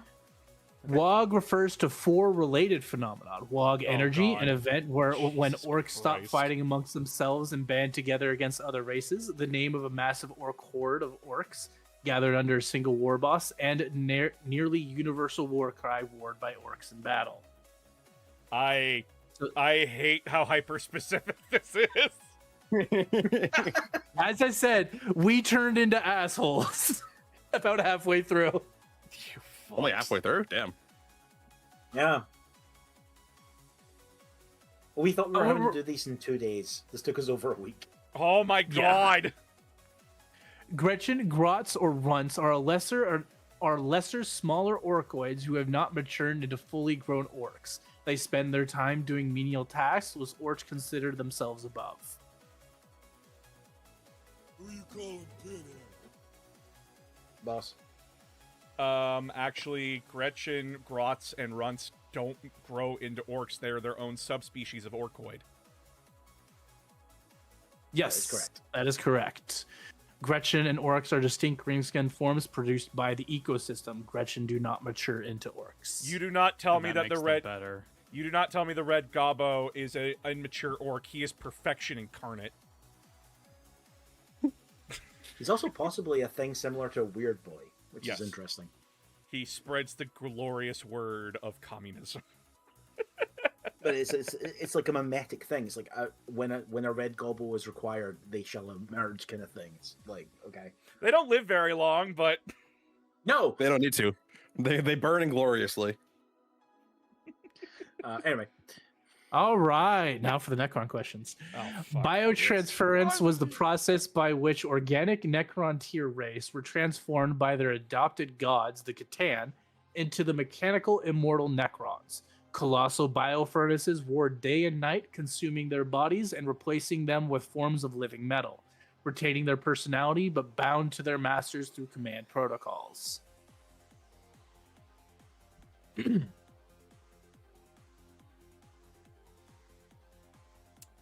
I'm attempting to find the exact wrong thing in this. Who? I'm actually at this point. Weren't they not adopted God? Hadn't they enslaved them at this point? Or am I still? Is this way too early They- still for that? They were like right worshipping the before- Catan, who they did Okay. adopt, technically. This is Okay, sort I of was- how the Catan enslaved them. I was like, am I thinking like at the point, or am I a little bit too early? You're Okay. early on this one. Okay. I had to take my stab at it. That was my best chance. Ava? Actually, most Necrons lost their personality only. Well, this gets fucking weird because depending on the rank and sometimes depending on the author happenstance, more personality is actually retained through the biotransference. But again, it like depends greatly and usually, typically, yeah, that's Necron correct. lords have most of their personality, where the lower ranks have like less, or at Yeah. least not as obvious. Yeah, that's Yeah, correct. that's, That is that's correct. close enough. Yep, it stripped away souls and drastically reduced the minds of the masses, while elites retained varying degrees of personality. And again, as you said, it also depends on the author. My brain was going off of like the wait, hold on a second. This is after like they got transformed into it. My brain was going like actually only the Silent King retained his personality because it was a cruel joke on the part of the Catan. Well, my Yeah, No, he the is- others did to a reasonable extent. my Okay. mind was mostly Well, going also- to like you have authors who depict like warriors as like completely mindless, but then you get into like Twice Head King, which raises questions regarding whether that's actually the case. And again, Anyway. this is also for the audience at home. This is the lore as it currently stands. We may get a Necron book where we learn, yes, the warriors do have their personality. It's just suppressed or something. We don't know. Actually, they're called Chaos Androids. Thanks. Next question. No, Chaos Androids are a distinct thing created by Chaos Squats. This is a like, do not get into this. Like, Yeah, Don't do this to me right now. old schoolers are resident like dwarf nerd for when it comes to like Warhammer. also, I was playing in second edition when Chaos Androids were a thing. Also, God. Like, also, old school, can you please tell GW to bring back the squat trains? Those were awesome. Please. yeah, I would like to.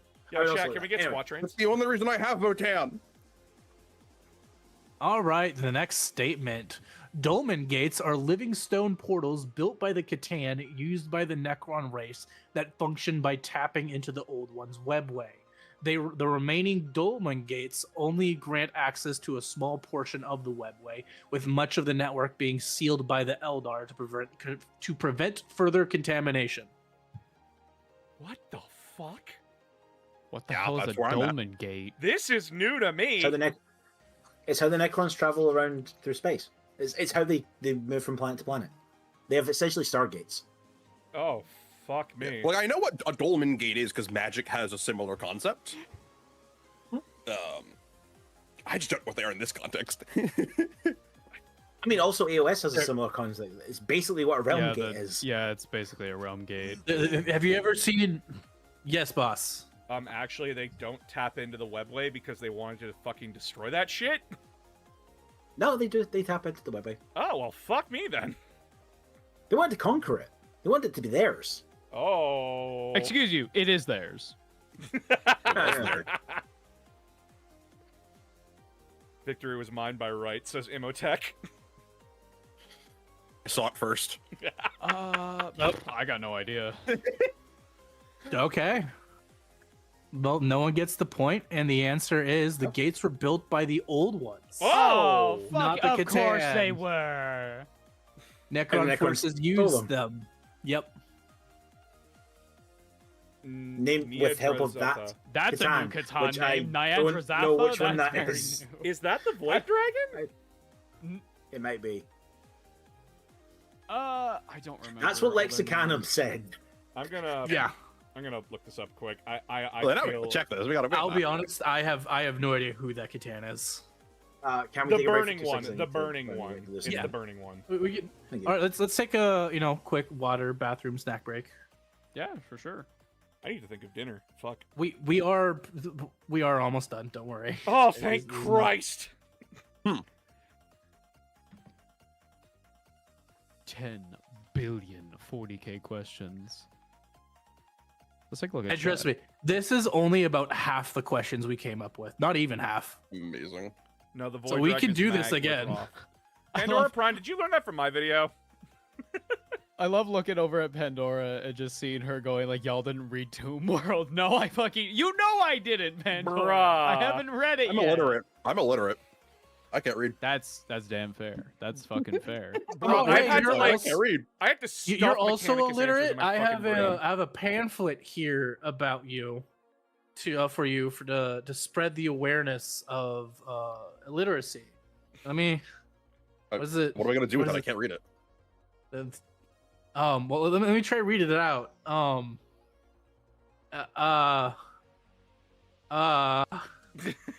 illiterate too. I can't read this. Can you read it? I get what he's doing, hang on, let motherfucker. me- You motherfucker quoting fucking Fitz in 2026. You son of a bitch. You motherfucker.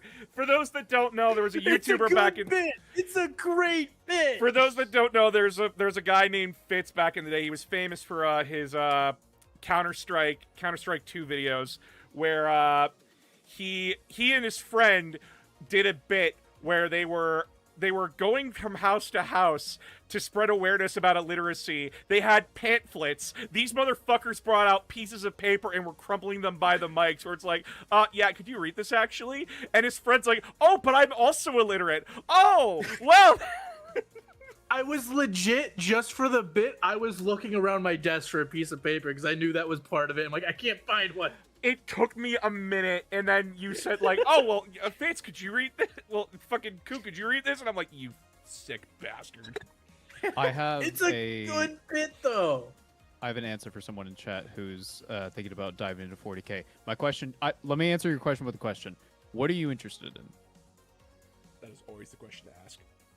Yeah. Do you want to get into Space Marines? Do you want to get into Necrons, Orcs? Because that depends on, like, there's good recommendations for starting, like, anything. I But- would change the question slightly to like, what kind of books, movies, and TV shows do you like? Like, do you like thrillers? Do you like action movies? Do you like do you horror? like? Yeah. Do you like anime? Do you have body dysmorphia? Because I have a duology for you. Goth GF. Unfortunately, one of my friends, she's getting into 40k right now and has decided to ignore all of my suggestions and start reading the entire Horus Heresy because she wants to know how the Imperium ended up the way it did. Fuck it, we ball. Fuck it, we ball. Yeah, Fuck I it, was we like, I ball. would not advise that. Go read like fucking the Infinite and the Divine for that. Like that's such a much better And she book for fucking ignored you. Damn, queen power right there. My buddy, when I told him to read Infinite Divine, he like knew a couple things about Warhammer at the time, and he was like, he called me after he got a bit into it, and he was like, it's fucking flooring me that Trazin's describing the Horus Heresy as just an Imperium civil war. I'm like, well, that's what it was. Yeah. To the Imperium, it was the greatest tragedy that ever befell them. To everyone else, it was Tuesday. Yeah. It's like going over to Tsarist Russia and asking them, "Hey, what do you feel about the fall of Rome?" It's like, why would we care? Like, I mostly read sci-fi. I'm trans, so there's your answer to the Bodies Morphia question. I would recommend to you Twice Dead King. Start with Ruin because that's where you start. I love those books so dearly. Twice Dead King's Ruin gonna and be then your- Rain. Yeah, Twice That King. Nate Crowley, my goat. Or do you like Old Man Yowie? Old Man Yowie. Old Man Infinite Yowie. Divine. Got a sequel. It's great. I asked if you like Game of Thrones style politicking and stuff like that, I would recommend any of the Custodes books because that's politics is mainly what they're dealing with. I I'm asked back, Robert by the way. Rath about The Wicked and the Warped. I asked him on Blue Sky. I said, Robert, will there be yearning? And he didn't answer me, but he did like my post, which to me, that's an answer. That's confirmation right there. That's confirmation. So I'm greatly looking forward to The Wicked and the Warped. I have seen comments that he has put out, and he is very aware of how that first book was interpreted yeah. by people, and he is very into it. Wait! I need to ask: have you guys seen the meme of the alternate cover for the? Yes, the where it's Warped? fucking cat girl Orican. I still have people commenting on my Trazin video where it's like, Trazin's such a bottom with that response. Are you kidding me? Anyway. It's Toxic Yowie. It's That's their Toxic entire Yowie, relationship. All right, everyone back? Yep. Oh, Everyone ready? All right, let's Yeah. continue. yes. The Tau caste system is a system of social division that divides all Tau into 5 distinct groups: fire, earth, water, and air, with the ethereals as a 5th biological caste distinguished by pheromone organs that have been conclusively proven to mind control all Tau. Ava. Actually, it hasn't been conclusively proven. The Imperium doesn't know how the fuck it works, but they just assume it's mind control. That is correct. Yep. That is exactly correct. Xenology. Yeah. Thank you, Xenology. Chat, that entire theory comes from a book back from like 4th edition where a Inquisitor, who by the way I remind you does not grant you the rank of fucking scientist just by being an Inquisitor, grabbed an ethereal, or what he claimed was an ethereal, cut it open, and then was like, Just grab some random fucking Pathfinder. No! and then For all we know, that, you know? for all we know, that is No. exactly what fucking happened. and No, said, it's an ethereal because he also has the interview with the ethereal in his warp. This Inquisitor, by the way, is also being driven insane by a Necron. Hell By the yeah. way, This is an entire throughout the cluster. entire book. Damn. and Like if you walked up and found a rotting carcass of a shark on the beach and decided to try to perform an autopsy on it as a regular person. That's a seal. it's a seal. And Yeah. more specifically, where this comes from is that he looks at a specific gland on the ethereal, or what, as stated, and says, "Oh, that's very similar to worms on Earth." Notorious for their glands of mind control, right? Yeah, it's Yes, also it's a exactly the social same as comedy. It's Annie. also it's also a social comedy in the sense that like the Imperium looks at a society that works by cooperation and mutual Yep. and mutual self-interest and goes, well, this must be mind control. It must be mind control. They're- This is impossible. There absolutely is no politics or social commentary in No politics 40K. in my Warhammer. Yeah. There is no Hey. war in Bossing Say. Hey guys, I talked to an Anyway. announcer before we started the show today, and he told me specifically no politics. Okay, so like, I'm very uncomfortable. Okay. Oh my No politicking god. here. Yeah, we're not allowed to have politics. All right. Members of the Fire Caste are the warriors of the Tau Empire. They are guided by the Code of Fire, a doctrine of loyalty, martial arts, and merciless war, tempered by wisdom. Every 10 years of active duty, each fire warrior undergoes a trial by fire. If successful, they are promoted in rank.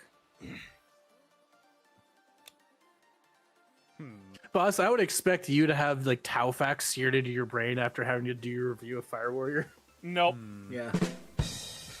If anything, that made me hate it more. Actually, it's not every 10 years. Could you tell us how many years it is?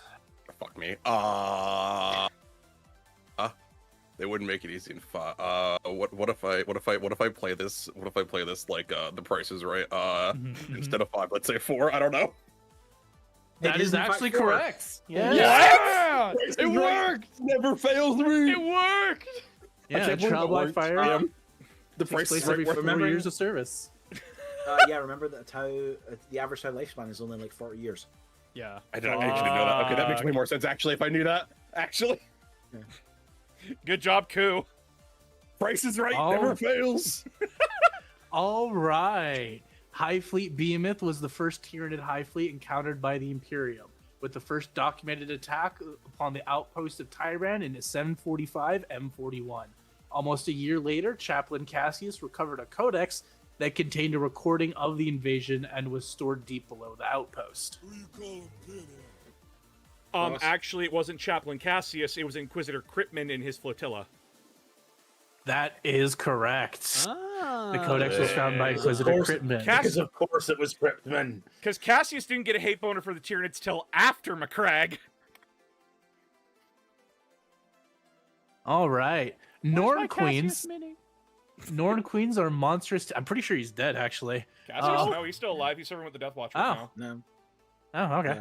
Yeah. Norn Queens are monstrous Tyranid creatures created to be commanders of the Tyranid swarm. They embody the hive mind completely and act as the primary synapse conduit through which it enforces its will over lesser Tyranid creatures. Huh. I mean, you wanted Tyranid questions. Hmm. Yo, Koo, you're the Tyranid player. That's why I'm reading this. I'm like, No, you absolutely fucked me in the first round of the Crusade. it was consensual. You agreed. Maybe don't cry no more. Wait.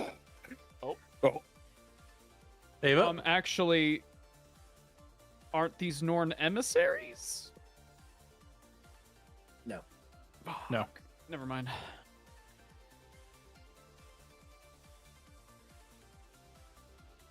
Who I you don't think we have an calling answer Penny? here. Oh, well, boss. Actually, they're not commanders. They're just primary nodes of synapse links. Can anyone else be You're more specific?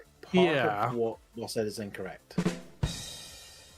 Actually, they're not just commanders. They're like everything. They're reproduction. They're the strategists. They're genetic They're like the genetic influence on the entirety of the fleet. I think Ku is the closest. Yeah. He said one of the keywords and what's Yes. wrong. So sorry, I'm curious boss. what- The point what goes your to Kill. Is the Norn Queens are key reproductive and genetic organisms within hive ships. Hive tyrants command Tyranids in the field. That's what was fucking me. I'm like, they're not commanders, right? Like they're primary. They're like Norn the emissaries are overarching something- commanders, but Yeah, and then Northern emissaries are something else. Yeah, the Norn Gotcha. Queens kind of guide the mutations that they go through. Norn emissaries are To become assassins. specialized. They're giant bug assassins. The Imperium. Oh, I trained this fucking marksman to like always hit. I trained this assassin to be an infiltrator. Tyranids. I Bug. made this giant bug. Bug. Their Boom. attachments really mean too. I am genuinely curious as to how quickly Boss buzzes in on this next one. Fuck This you. event can fit All so many right. more nemesis. I Gene wrote this 2 weeks. I wrote this 2 weeks ago. Gene Stealer cults are led by Gene Stealer Patriarch. The Patriarch is a specially evolved 4th generation hybrid chosen by the Magus, who over time can become a very powerful psyker, growing in size and strength, gaining a bloated and immobile appearance. Who you calling Pinhead? Yep. Boss. Actually, the Patriarch is the first gene stealer that caused the infection. Fuck out of here with that. Yes, they I are voted the before you put your video up. Yep. They are the founding or most dominant in case the first Patriarch is killed, pure strain Gene Stealer, transformed by age and psychic authority. Making hate out with my life. patriarch sloppy style. For real, for real. I hate my life. Ah. You should. This next question is gonna make you hate your life even more. Fuck The you. character unit, the Clamavis, released in 2019 as part of the 8th edition Warhammer 40k release. It features a holographic table depicting a representation of Warhammer World and HQ in Nottingham, UK.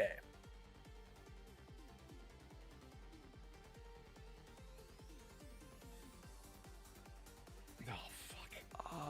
Aww. I talked about this in a video. God damn it.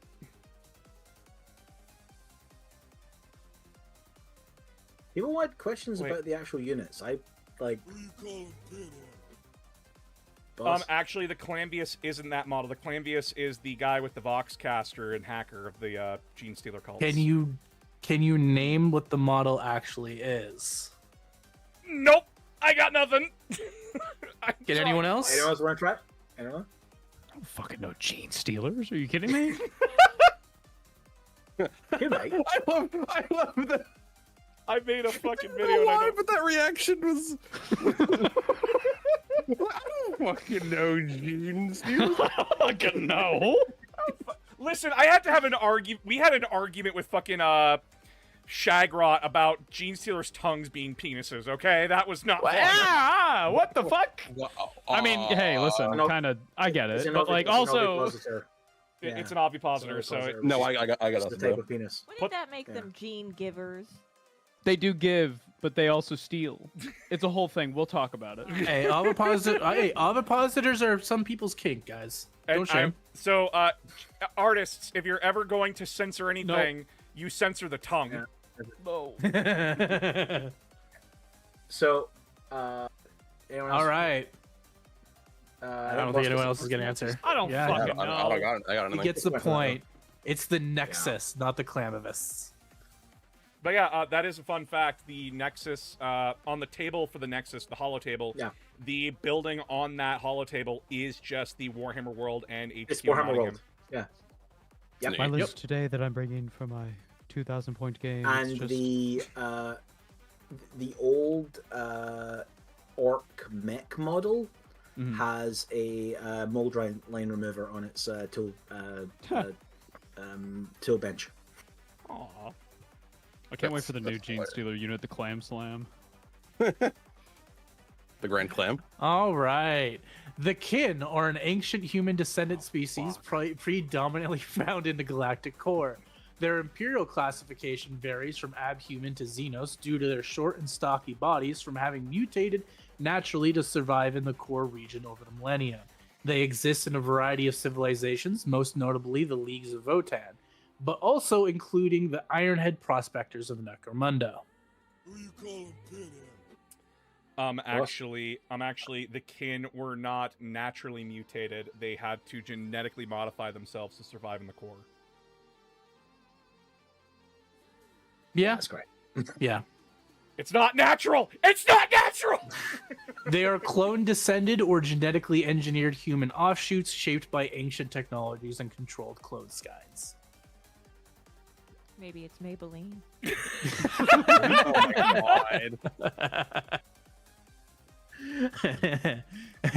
Upon the death of any kin, their brain is digitized and uploaded into an Iron Kin cerebral unit. This unit is then attached to a unique mechanical body with a specialization in a particular role such as labor or combat.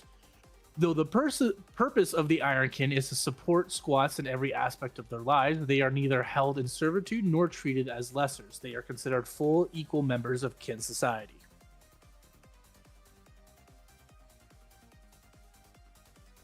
That last part is true. I Didn't know one of you- that. Didn't one of you say you played Leagues of Baton? Cool. Man, so I know part of what's wrong with this. I'm just trying to figure out the rest. Yeah. I mean, you'll get a point if you figure out part of what's wrong with it. So, Cool. Actually, when a kin dies, like a flesh kin, their memories are uploaded to like the database of the ancestor core. That is correct. Yeah, that is correct. I'm like, Ironkin are fully artificial machines. When kin die, either flesh or iron, they're uploaded into the Votan core. I'm like, okay. do they also do that? Do they upload sometimes into like? They fucking do. robots? So Yeah, they because upload I- all the time because they're all clone flesh. Yeah. In leagues anyway. Yeah. I know they got uploaded in Well- the core. I just didn't know they got uploaded into little robot boys. Oh, No, well, they don't. no. They don't. They the- don't load them into the robots. The robots Yeah, are. they Robots don't. also get uploaded are- into the Yeah, 'cause Okay, so they consider the person- robots as valuable. Extend- They're the yeah. same. well, yeah, they consider them as people, which is why Yeah. they. Yeah, Which- I see where the wording of this. Yeah, which is what I was about to bring up. Kin refers to the automata as well as the biological squads. Yeah. It's they don't they're all consider the them any same. different. Announcer, I'm a big fan. Oh, thank you. All right. Okay, Now we get into the- here's the fun stuff. You Yeah. fucks! Rogue Trader, also known as First Edition, used the modern strength versus toughness wound chart and a universal armor save modifier Oh, equal to weapon AP. In Yeah, addition another to leadership, Rogue Trader included 4 additional characteristics: intelligence, willpower, cool, and initiative. You wanted rules questions. you Yeah. fucking. From an edition I've assholes. played.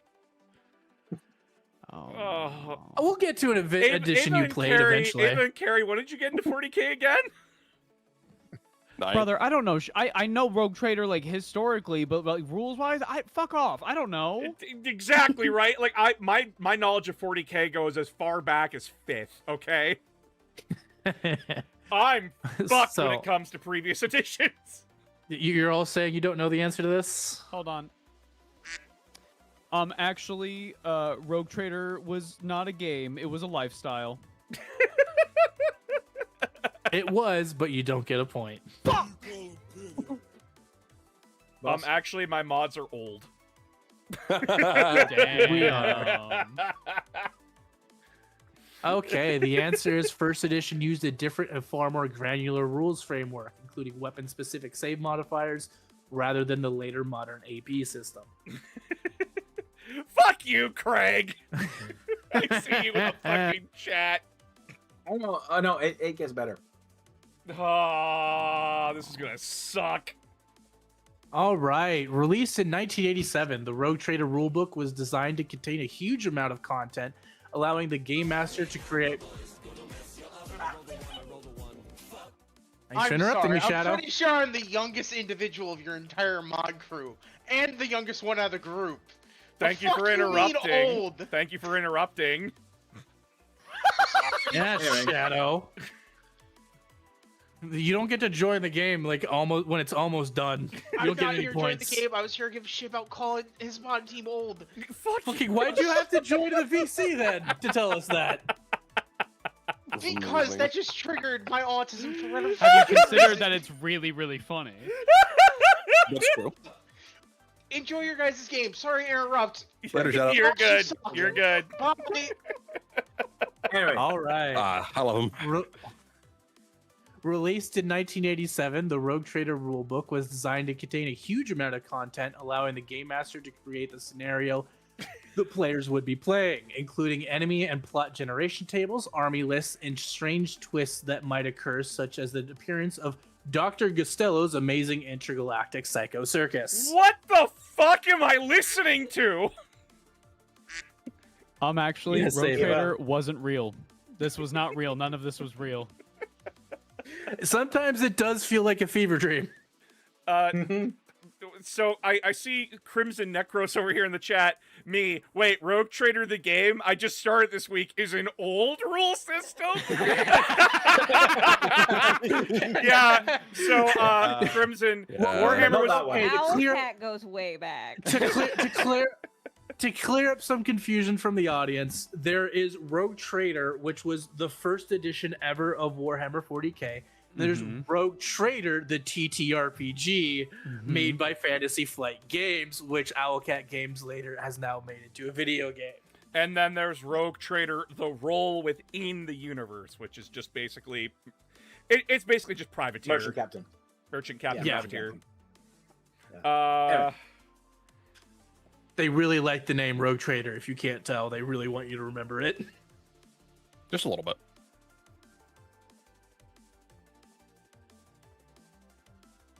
I think we can move on. I don't think anyone's going to get this. Yeah, no, I got Oh. nothing. No army lists Okay. were included in the core rulebook, and those would not come into the publication of chapter approved in 1988.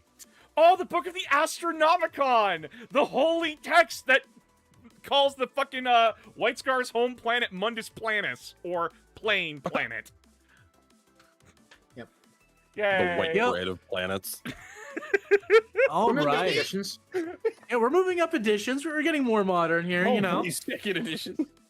The second edition of Warhammer 40k was released in 1993 and was the too. first edition Warhammer 40k edition to have a starter box. Set during the Third War for Armageddon, it was themed around Blood Angel Space Marines fighting orcs. Fun fact that the current box set is referring to this box set in second Yes. edition. Yeah. It doesn't have a cardboard dreadnought, though, so it's just inherently inferior. Yeah.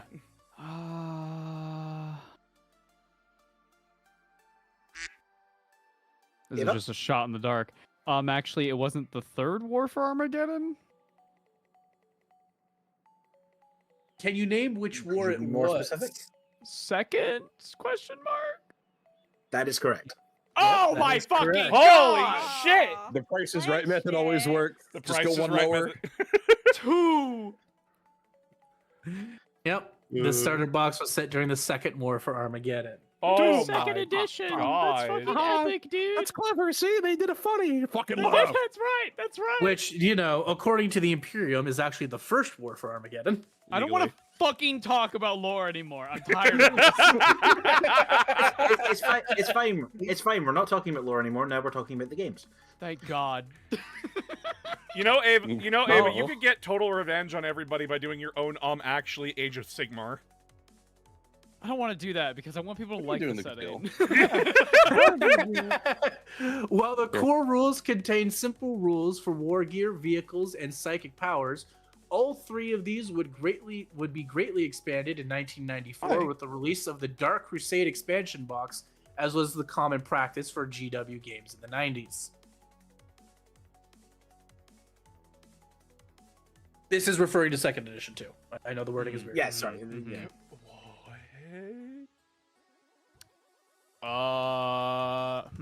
Gonna pet my cat while I don't answer these questions. Who you calling pinhead? Boss? Actually, it wasn't expansion boxes, it was White Dwarfs? Nope. Fuck. No, it was an expansion box. It's sick cover art.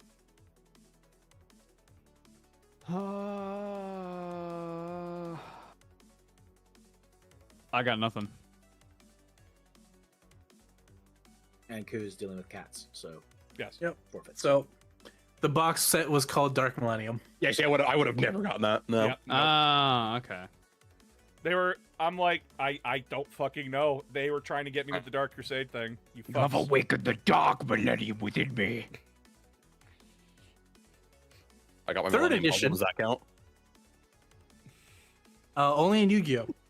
Close enough, right? 40K is close enough. Third edition featured rules that, although similar to the first two editions, were greatly simplified. removing many of the more difficult ideas of the previous version in an attempt to streamline the game, a move that was roundly praised. Actually, everybody Ava? hated it. That is correct. That is I correct. fucking knew it. That fucking specific wording. That specific wording that was roundly praised. Bullshit. It's not just Nobody that. fucking likes new shit. Warhammer is all about hating the new thing. That's right. New thing bad, old thing good. Yeah, the rules were heavily criticized at the time by more veteran gamers. Sounds like that couldn't possibly be applied today. Sounds I- like 10th edition. Listen, I'm sitting here just like screaming. God damn it. You motherfuckers chose such a goddamn specific word and it fucked me. Just remember, time is a flat circle.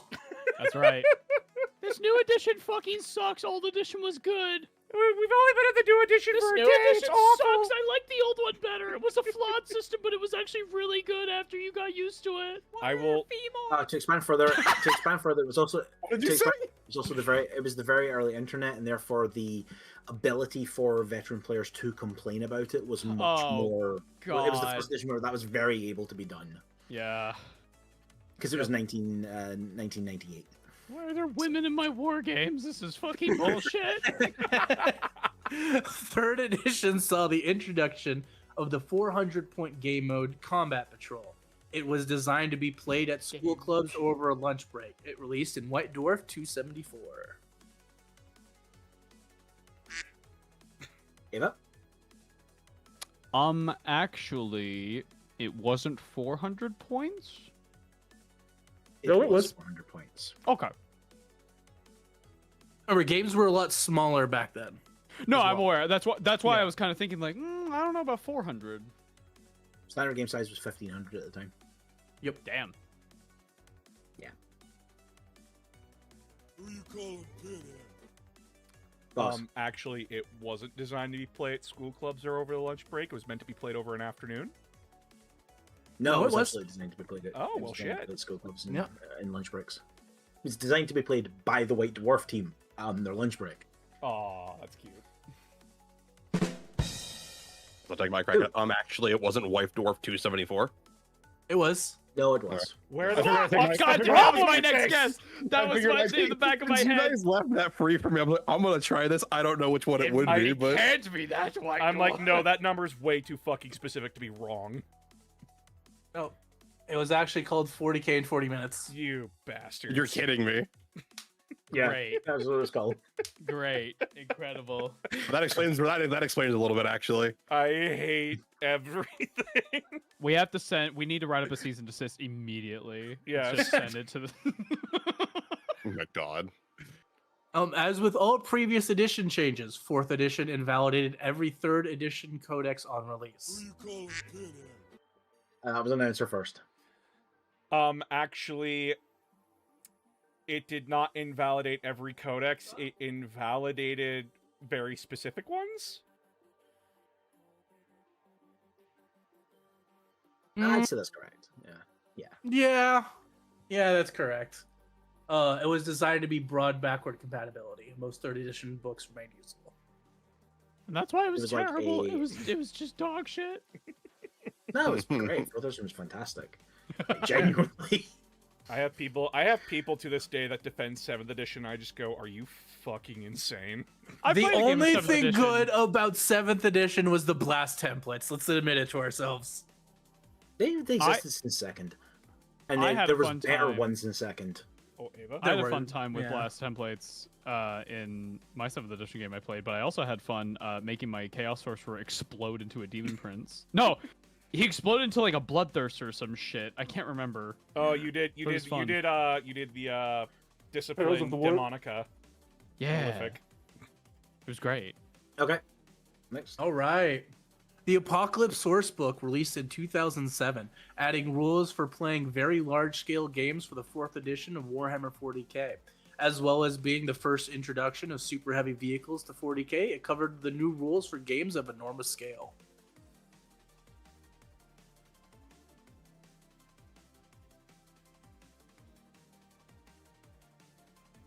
dum dum dum dum dum dum dum Fuck you. dum dum. Actually, was it Ava? didn't release Ava? in 2007? Question mark. No, it did. Okay. Yeah. Well. Now you It was like two have 2007 other feels- things it was in the- to it was- it focus was- on. It was in the last year of fourth edition's answer. Actually, it wasn't the first introduction of super heavy vehicles to 40k. Can you name what it was? It was the I believe it was third edition that introduced it. Yeah. They were introduced in third edition, but like what was the book that what were the Oh, book that God. introduced them? I don't fucking know the specific book. You'll get the point. You'll get the point unless someone can. Yeah. Oh, and then they'll share the point. No, I got nothing. I got nothing in the book. Okay. It was the first release Okay. of Imperial armor. That was such a- By Forge World. Yeah, Yep. no, that makes sense. Yeah, because the Apocalypse rulebook was supposed to just be like battlefields and how to play. It was the rule set for that. Yep, no, that makes sense. It was also it also had the rules for the super heavy tank because the Baneblade had just come out and the Stompa had just Yep. come out and all that kind of stuff. Since they were coming out with the super heavy vehicles and those had a super high points cost, they wanted a game mode that would allow those point costs to be worth it. Yeah. Okay. And they were selling Our- plastic, and so that needed a book. Yeah. In 5th edition, a major rule change to the rules was introduced of true line of sight, meaning that in order for a unit to be targeted, at least one model in the unit must be seen by the shooting unit, regardless of cover. 5th edition measured line of sight from a model's base to the target's base. This was the edition I started in. God damn it, me! Come on.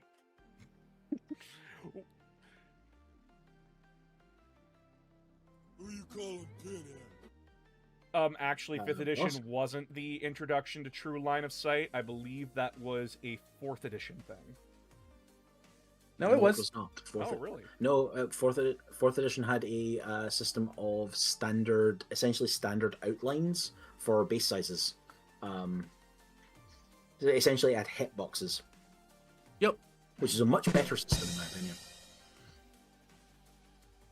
Actually, true line of sight just needs you to draw to any point on the opponent's model, not just their base. You will get the point unless someone else can be slightly more specific.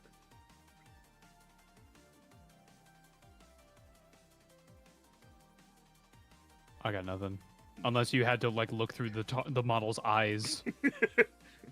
Ava gets the point. Damn. What? Wait, they didn't say Wait, actually, so no. no, they don't. They never Hold on. said, actually. They don't. I did not. Oh, I okay, did fair. not say Oh no, actually. true, yeah. Yeah, that's true. Anyone else want to steal it? Whoever can buzz in Because first and I give thought that it was answer. so stupid, it wouldn't be possibly the fucking case. Okay, Yes, buzz in. Look through the model's eyes. True line of sight. That's correct. That is correct, Koo. What? So stupid. I Love thought that. that was. I was like, that can't remember- possibly be it. Remember, we said if someone doesn't say actually, you can steal that point by saying Older exactly what they said, editions of but 40 saying actually. Older editions of 40k are superior to modern ones, guys. Yep. I want Uh, to kick anyone who says that. Yep, you had to That's go for the amazing. model's eyes, or if it was on a vehicle, the weapon mounting. That's amazing.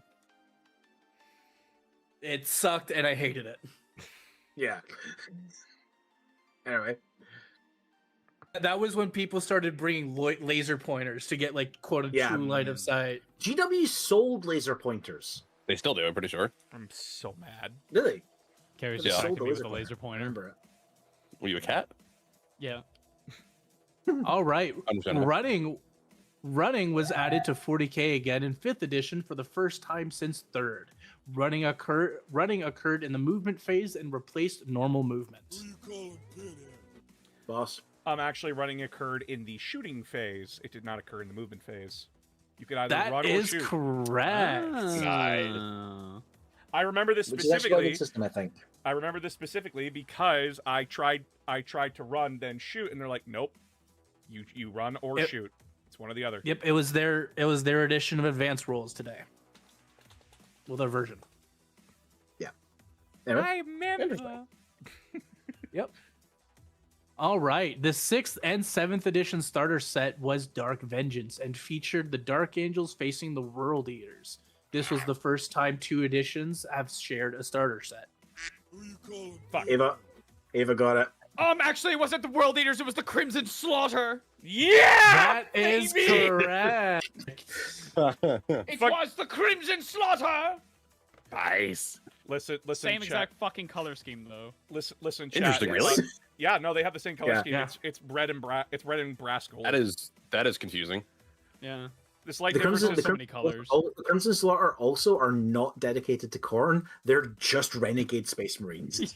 yeah, Fascinating, despite having a name Crimson Slaughter. they were. Dude, I know. I've been on the hunt to try to find the models from those because it has like one I of my have them. favorite Chaos Lords. Oh, fuck you. Fuck Oh, frick you, man. Flick The, you. the Crimson Slaughter models were so good. I want them to re-release them. They have. The They, hell- I can take a look they at my had store. a Because my codex. store, They had a have a codex. shit ton of old models, and people like sell their old models on whatchamacallit at the store. So I can take a look. They might have random shit. I have no idea. They just- had a Anyway. codex. They had Sick. Codex Crimson Slaughter, and it was a trip to read. Oh yeah. And again, Fucking love Crimson Slaughter. They Oh. were also a big push to try and like make the Crimson Slaughter the poster boys of Chaos Space Marines. It Cringe. didn't work. yeah, but- didn't no one- work. and no one wanted that. They just wanted Black Legion. Yeah. Seventh edition concluded with the Gathering Storm campaign series of books, including The Fall of Cadia, Fracture of Ulthwé, Rise of the Primarch. This series set the stage for the major changes to the game and setting to come in 8th edition. Who you calling Penny? Announcer. Actually, it's Fracture of Baal Tan, not Ulthwé. That is correct. Damn. Nice. I had to study it. I had to read it, and I fucking hated every Wait. goddamn second. Did Boss say actually? I did say He actually. did not say Yeah, him, he actually. did. He did, yeah. Okay. Listen, I'm As gonna much say as I this would right like now. to steal that one, no, that he was on it. He was angry about it. Listen, chat. The Gathering Storm series is very fun read until you get to Fracture of Baal Tan, because it's just fucking, hey, it's some random story about some random elf girl going on a goddamn road trip and fucking over her entire species. It is It's almost like infuriating. it's almost like she was initially created as an attempt to basically reset the entire Eldar species in a way similar to AOS that was then abandoned by the design studio, and then essentially we're just left with these cool models. Anyway, Anyways, 8th edition brought about the largest set of changes to 40k since 3rd edition, and also similar to 3rd edition, all previous codexes were unusable, and Precious. GW released get you by. I think you forgot an R, buddy. get you by rules in the form of indexes, Imperium, Chaos, and Xenos 1 and 2.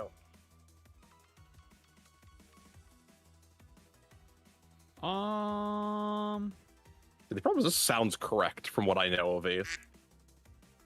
Ava? Actually, all previous codexes were still usable? Nope, they were invalidated. Okay. Yep. 8th to 9th they were still usable, but 8th they did have to do a reset. Yes, because that's also remember. Yes, boss. Announcer?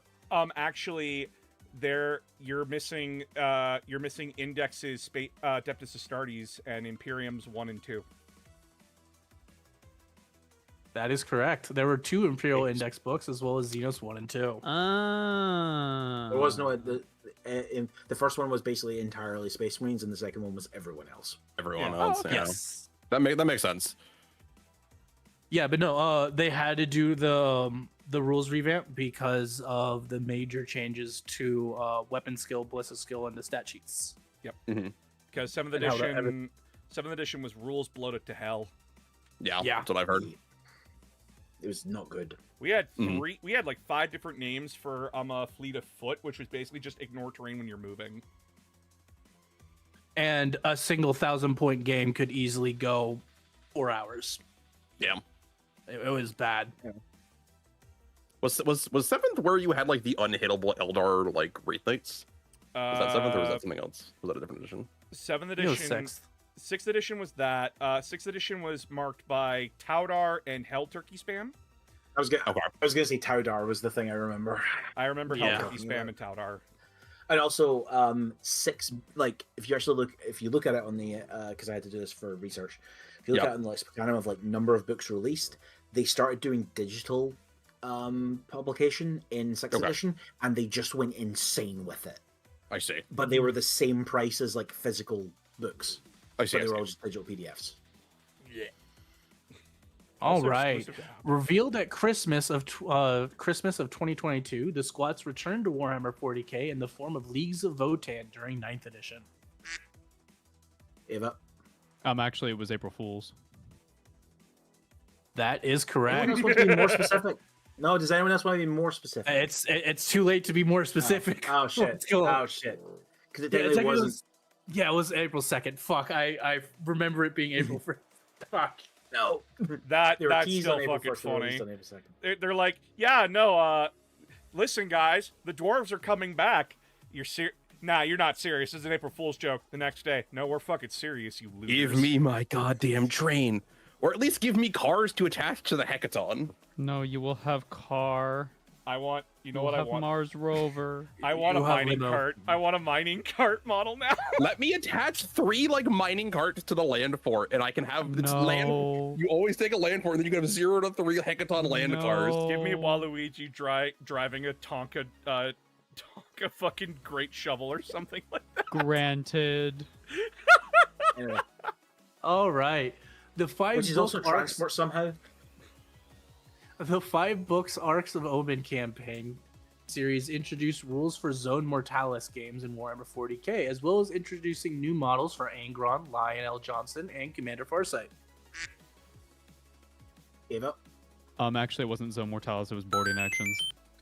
That is correct. We literally just playing board action this We morning. just played it this morning. I know.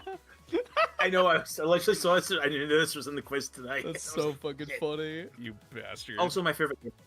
Was Genuinely my the favorite. boarding action? Did that one have the really nice like all white Angron book? Was that one? yeah. Was that one I'm thinking of? Okay. Yes. Yeah. Because I remember seeing that and Yeah. going, "Oh, that's gorgeous," and then I saw the price aftermarket because I missed it. And I was like, "Nope, never mind." It had the rules for World Eaters and Grey Knights and Sisters of Battle in it.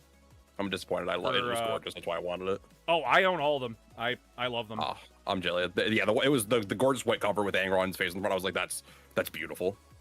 Even though like book 4 is just let's go see what the tower doing.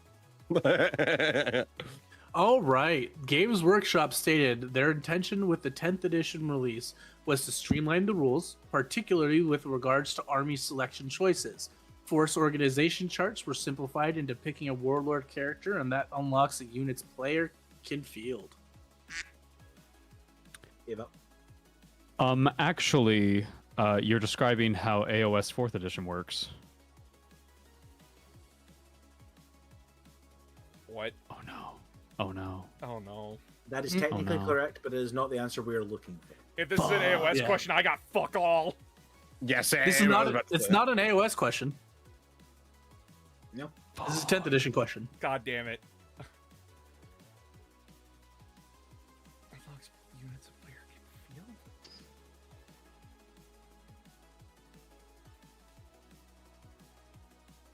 feel. We just finished this edition. Who you calling? Yeah. I'm struggling, Boss. dude. Actually, the warlord character did not unlock units a player can field. Picking the specific sub-faction of a faction unlocked units that you could field. No, it doesn't. Well, then fuck me, I guess. But You're- it's also correct. You stumbled you were- across upon the correct answer. Yeah. I walked a long and lonely road. Yeah, If- you could, if basically pick someone what- you could pick whatever units you wanted in 10th. Force Org was removed entirely in favor of picking a warlord and whatever units you want. This is for Horus Heresy 3rd edition. Oh, interesting. This And is also- why I and was also getting AOS. confused because I was like, that's not how it works. But this sounds So, like how my- AOS 4th yeah. does it, but that's also how Horus Heresy does it. Oh my They god. technically do it. They technically do it slightly differently. Whereas AOS does it like you said, like you unlock certain things based on the thing. In Horse Heresy, you buy characters which unlock slots on your Force organization chart. They give you other trees. Interesting. Like it's, It forces you to actually, make a legion formation instead of just like taking whatever the fuck you want. Yeah. Anyways, the psychic powers phase of combat was removed for 10th edition, replaced with passive powers and psychic attacks that require a past battle shock test to use. That was cool. That was cool. Actually, the ones that require tests didn't require a battle shock test. They usually required a d6 roll, usually failing on a 2 or a 3. Could someone be more accurate?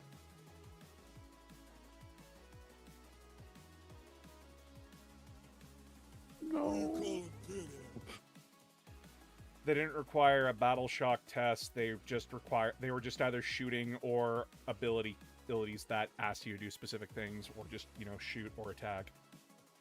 That is correct. Boss gets the point. If you're playing Thousand Suns and it requires a fucking warp charge check. I say that because there's a lot of powers like I think the jump is like one of them, for example, that require like a d6 roll or else. Yeah. But it's not psychic attack. Yes, they're using their weapon skill or ballistic skill. Replaced Pandora. I see why I misinterpreted Pandora Prime says replaced with sadness. My boss is gonna go to game in. I want to paint the walls with Harriman again. No, I agree with this change because having an entire phase dedicated to psychic powers, especially when some armies don't get any at all. Chat, I'm gonna tell you right now, as the resident Thousand Suns player in this fucking call, my psychic phase could last 30 minutes. Yep. Yeah. It was stupid. Because remember, Yeah. it wasn't just my exalted better. It wasn't just my exalted sorcerers that could cast. It was my sergeants. It was The sorcerers in rubric units. it was my sergeants. It was the sorcerers. It was the exalted sorcerers. Sorcerers Terminator armor. Magnus, Arimon, even Zangor Enlightened could cast. And meanwhile, if you were playing me as the Custodes, I didn't even get a psychic phase. Like Tau, Necrons, you're just fucked. Yeah. They should do what they do in AOS, where essentially they have things they can do in that function like psychic powers, but are just flavored to not be. Yes, absolutely. Yeah. That's what I think. That's what I wish they had done instead. Make magic cool. I wanted to cool cast again. cool magic. I liked having like the smites and the everything and like the buff spells and like the utility spells, and it was cool to build my spell roster like I was playing D&D and thinking, okay, what would I actually use in a game? And like if I didn't use something, sure, that's fine, but it was there in case I needed it, and that was always cool. Is having the spell. Yeah. So like again, like I like that. I like the different aspects of, as you said, like building your list and stuff like that. But having an entire phase dedicated to it is what kind of pissed me off. I agree, No, but in you my do in both. opinion, You do in like Old World, or in I think AOS does this as well, where essentially you just use the power in the phase where it's relevant. Yeah. Like Anyways, we are moving on to company history. And this is our final. Right. This Nope, is never our mind. final section. This is our final section before we are done. Games Workshop was founded in 1975 by Ian Livingstone, Steve Jackson, and Brian Ansell as a UK mail order operation importing fantasy role-playing and board games.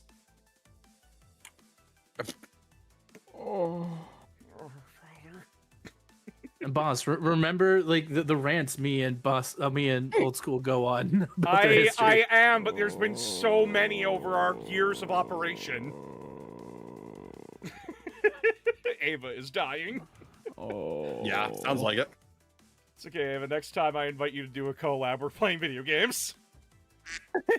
Actually, it was 1970. No. Incorrect. 75. Fuck! We tried. No one has an answer? I got nothing. No. All right. Actually, Games Workshop was founded by Ian Livingstone, Steve Jackson, and John Peake. Brian Ansell later became instrumental in the founding of Citadel Miniatures and became Games Workshop's managing director from 1985 to 1991. Oh, that's interesting. Also, that Steve Jackson, that's not the same Steve Jackson as the American one who's like responsible for like Steve Jackson Games. However, that American Steve Jackson did do work for GW during this period, and so there are God, that's books so where confusing. this Steve Jackson and that Steve Jackson are The just both on the same second page. Steve Steve Mentioned in the Jackson. same sentence. That's Yes, that's basically. fucked up. How do they differentiate? I think I'd have to read that to see how they No, they differentiate. didn't. They didn't. No. That's fucked. Just fuck you. Oh, you get to that's such a decide big- which one. That's such a big middle finger. Oh my god. All right. Following the loss of UK distribution rights to Dungeons and Dragons, Games Workshop would produce Warhammer Fantasy Battles and subsequently help found Citadel Miniatures, giving each of the game's armies an official model line at launch. Who you calling? Boss. Actually, they didn't lose the distribution rights to Dungeons and Dragons. They were close to getting it, but other shenanigans got in the way. No, they Oh lost no, them. they definitely lost Oh, the. shit. No, they absolutely lost them. Oh yeah. Oh shit. All right. I didn't see it. I didn't see it. I didn't see anything. flashed I on was the That was screen too fast enough. That was fast enough. quack quack. Ava. Actually, they didn't give all the armies an official model line at launch. Technically, can anyone have more? Give us more. Wasn't it I that was- you were like encouraged? They like made some models, but you were also encouraged to just use whatever you had on hand, unless I'm like gravely mistaken. If anyone else wants to come in with more detailed. Nah, bro. Yeah, nothing. Okay. Yeah, it's all right. I was scrolling through the answer sheet, but forgot my fucking mouse was on the slide. Good job, buddy. Amazing. All Yeah, right. Actually, Citadel Miniatures predated Warhammer Fantasy Battles. Games Workshop official timeline describes the original 1979 figures as archetypical fantasy characters made for use with existing roleplay systems. Yeah. So, That's to where I was elaborate getting further, mixed up. Citadel Miniatures was actually a separate company, partially founded by Steve Jackson and Ian Livingston, with Brian Ansell, who was the director of Citadel Miniatures. And it just made generic fantasy models for. Yeah. GW absolutely lost the distribution rights to Dungeons and Dragons because D&D basically stole all the work that GW had done for D&D, published it, didn't give any of the original people any credit on it, and then tried to just acquire the company when they launched TSR Europe. Holy really- fuck! Huh. Yeah. Their shittiness predates their current owners. Are you Yeah, fucking for real? This is Gygax era D&D as well. This is like Neat. read the Dice Men. It's an amazing book about the early GW. I might have to get that book. Like, Holy fuck. genuinely fantastic book. Holy shit. Anyway. Right. In This 1991, is the Games final question. Workshop. Yep, 1991, Games Workshop launched their short-lived Warhammer Records label. In that time, they released albums and singles for, among others, the bands Bolt Thrower, D-Rock Saxon, and Wraith. Warhammer Records ended in 1993. What? D-Rock and Saxon in this are separate bands, by the way. There's no comment there. Sorry, that was Ava. Actually, this is fucking fake. Nope. No, it's 100% real. Holy No, fuck. they had a record label. They had a record label. I have the the fuck? I have a book where it says, fun fact, GW did own a record label. Who you calling pinhead? Boss? Actually it was 1995, not 1993. Nope. It's ended in It 93. was 1993. My bad. Just so you know, I got this answer immediately. I'm sure you did. I got nothing. Actually, it wasn't for Wraith as a band. I don't know. I'm just throwing anything out there.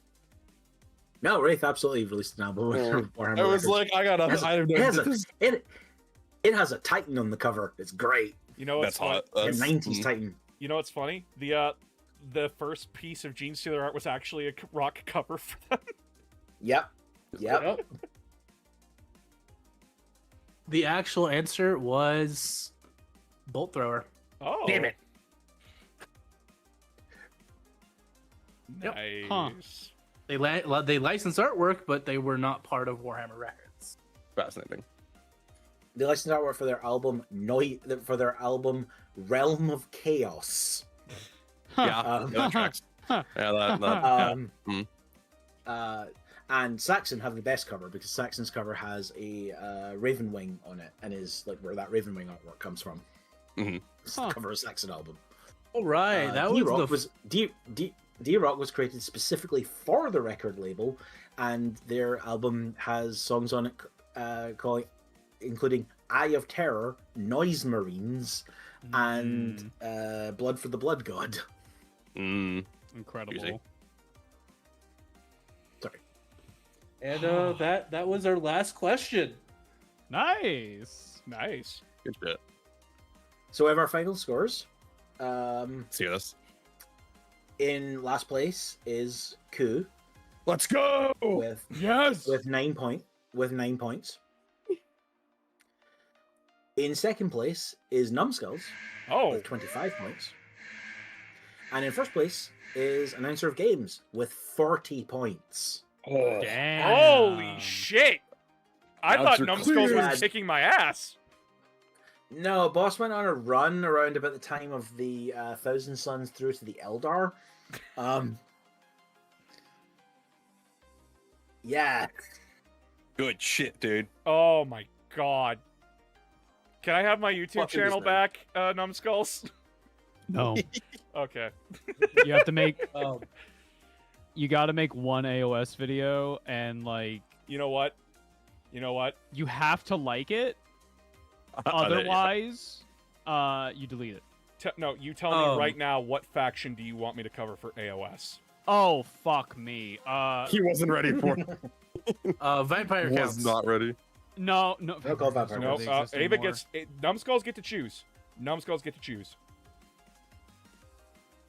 Well, I'm just saying factions I Ava, know there exist is, in Ava, fantasy. there is a correct answer. There is a correct answer here. I mean, Stormcast are like on the box, and they're really interesting. I like them a lot.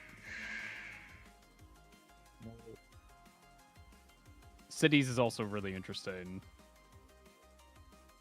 Fire Slayers in excruciating detail. I don't want to fucking talk about Fire Slayers.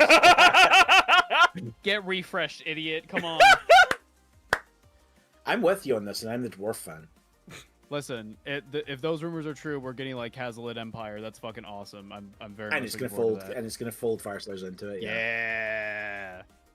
Yeah, that'll be good. Fuck. You know what you should do? You should do a deep dive into the Auric War clans to see how fucking different they are compared to like all the other stuff. Talk about like fucking Ironjaws compared to Cruel Boys compared to the other greenskins where the Goblin clan. you want Well, me to no, talk- don't go into the Goblin clans because it's a whole other thing. You want me to talk about you want me to talk about Age of Sigmar's orcs? The Oruks. Thank you. The Oruks. Yeah. Also, just so you guys know, we can 100% do this again. That was a little less than half the questions we came up with. You're Holy fucking shit. kidding me. That's disgusting. That's disgusting. Oh my god. Well, I'll have to find. I'll. If they want to come back on, that's up to them. If I have to find other people, I will. But thank you all so much for coming, everybody. This is the end of the stream. We're gonna go right into Aurelia Tempest because I want to haunt her. Hell yeah. I'm gonna haunt her. She Make it our threatened. problem.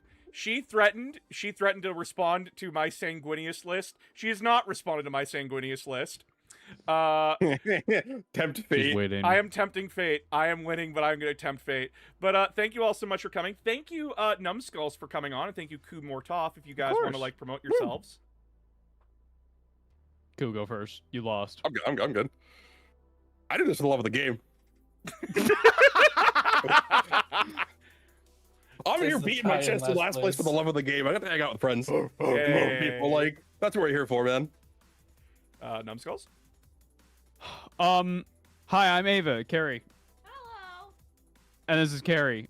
We do a show on YouTube called Explaining Warhammer to My Girlfriend. It's a good show. It's designed for people who like want a more casual, very, very, very intro-friendly stuff into the world of Warhammer. We focus primarily on 40k, but we also do stuff for fantasy and AOS, and it's a fun time. I like it a lot. Yeah. All right. Thank you all so much for coming. I will be back on Friday with more Warhammer content. Good night, everybody. See ya. Later. See ya. Oh, she's watching fucking She's doing a freaking React stream, dude. See,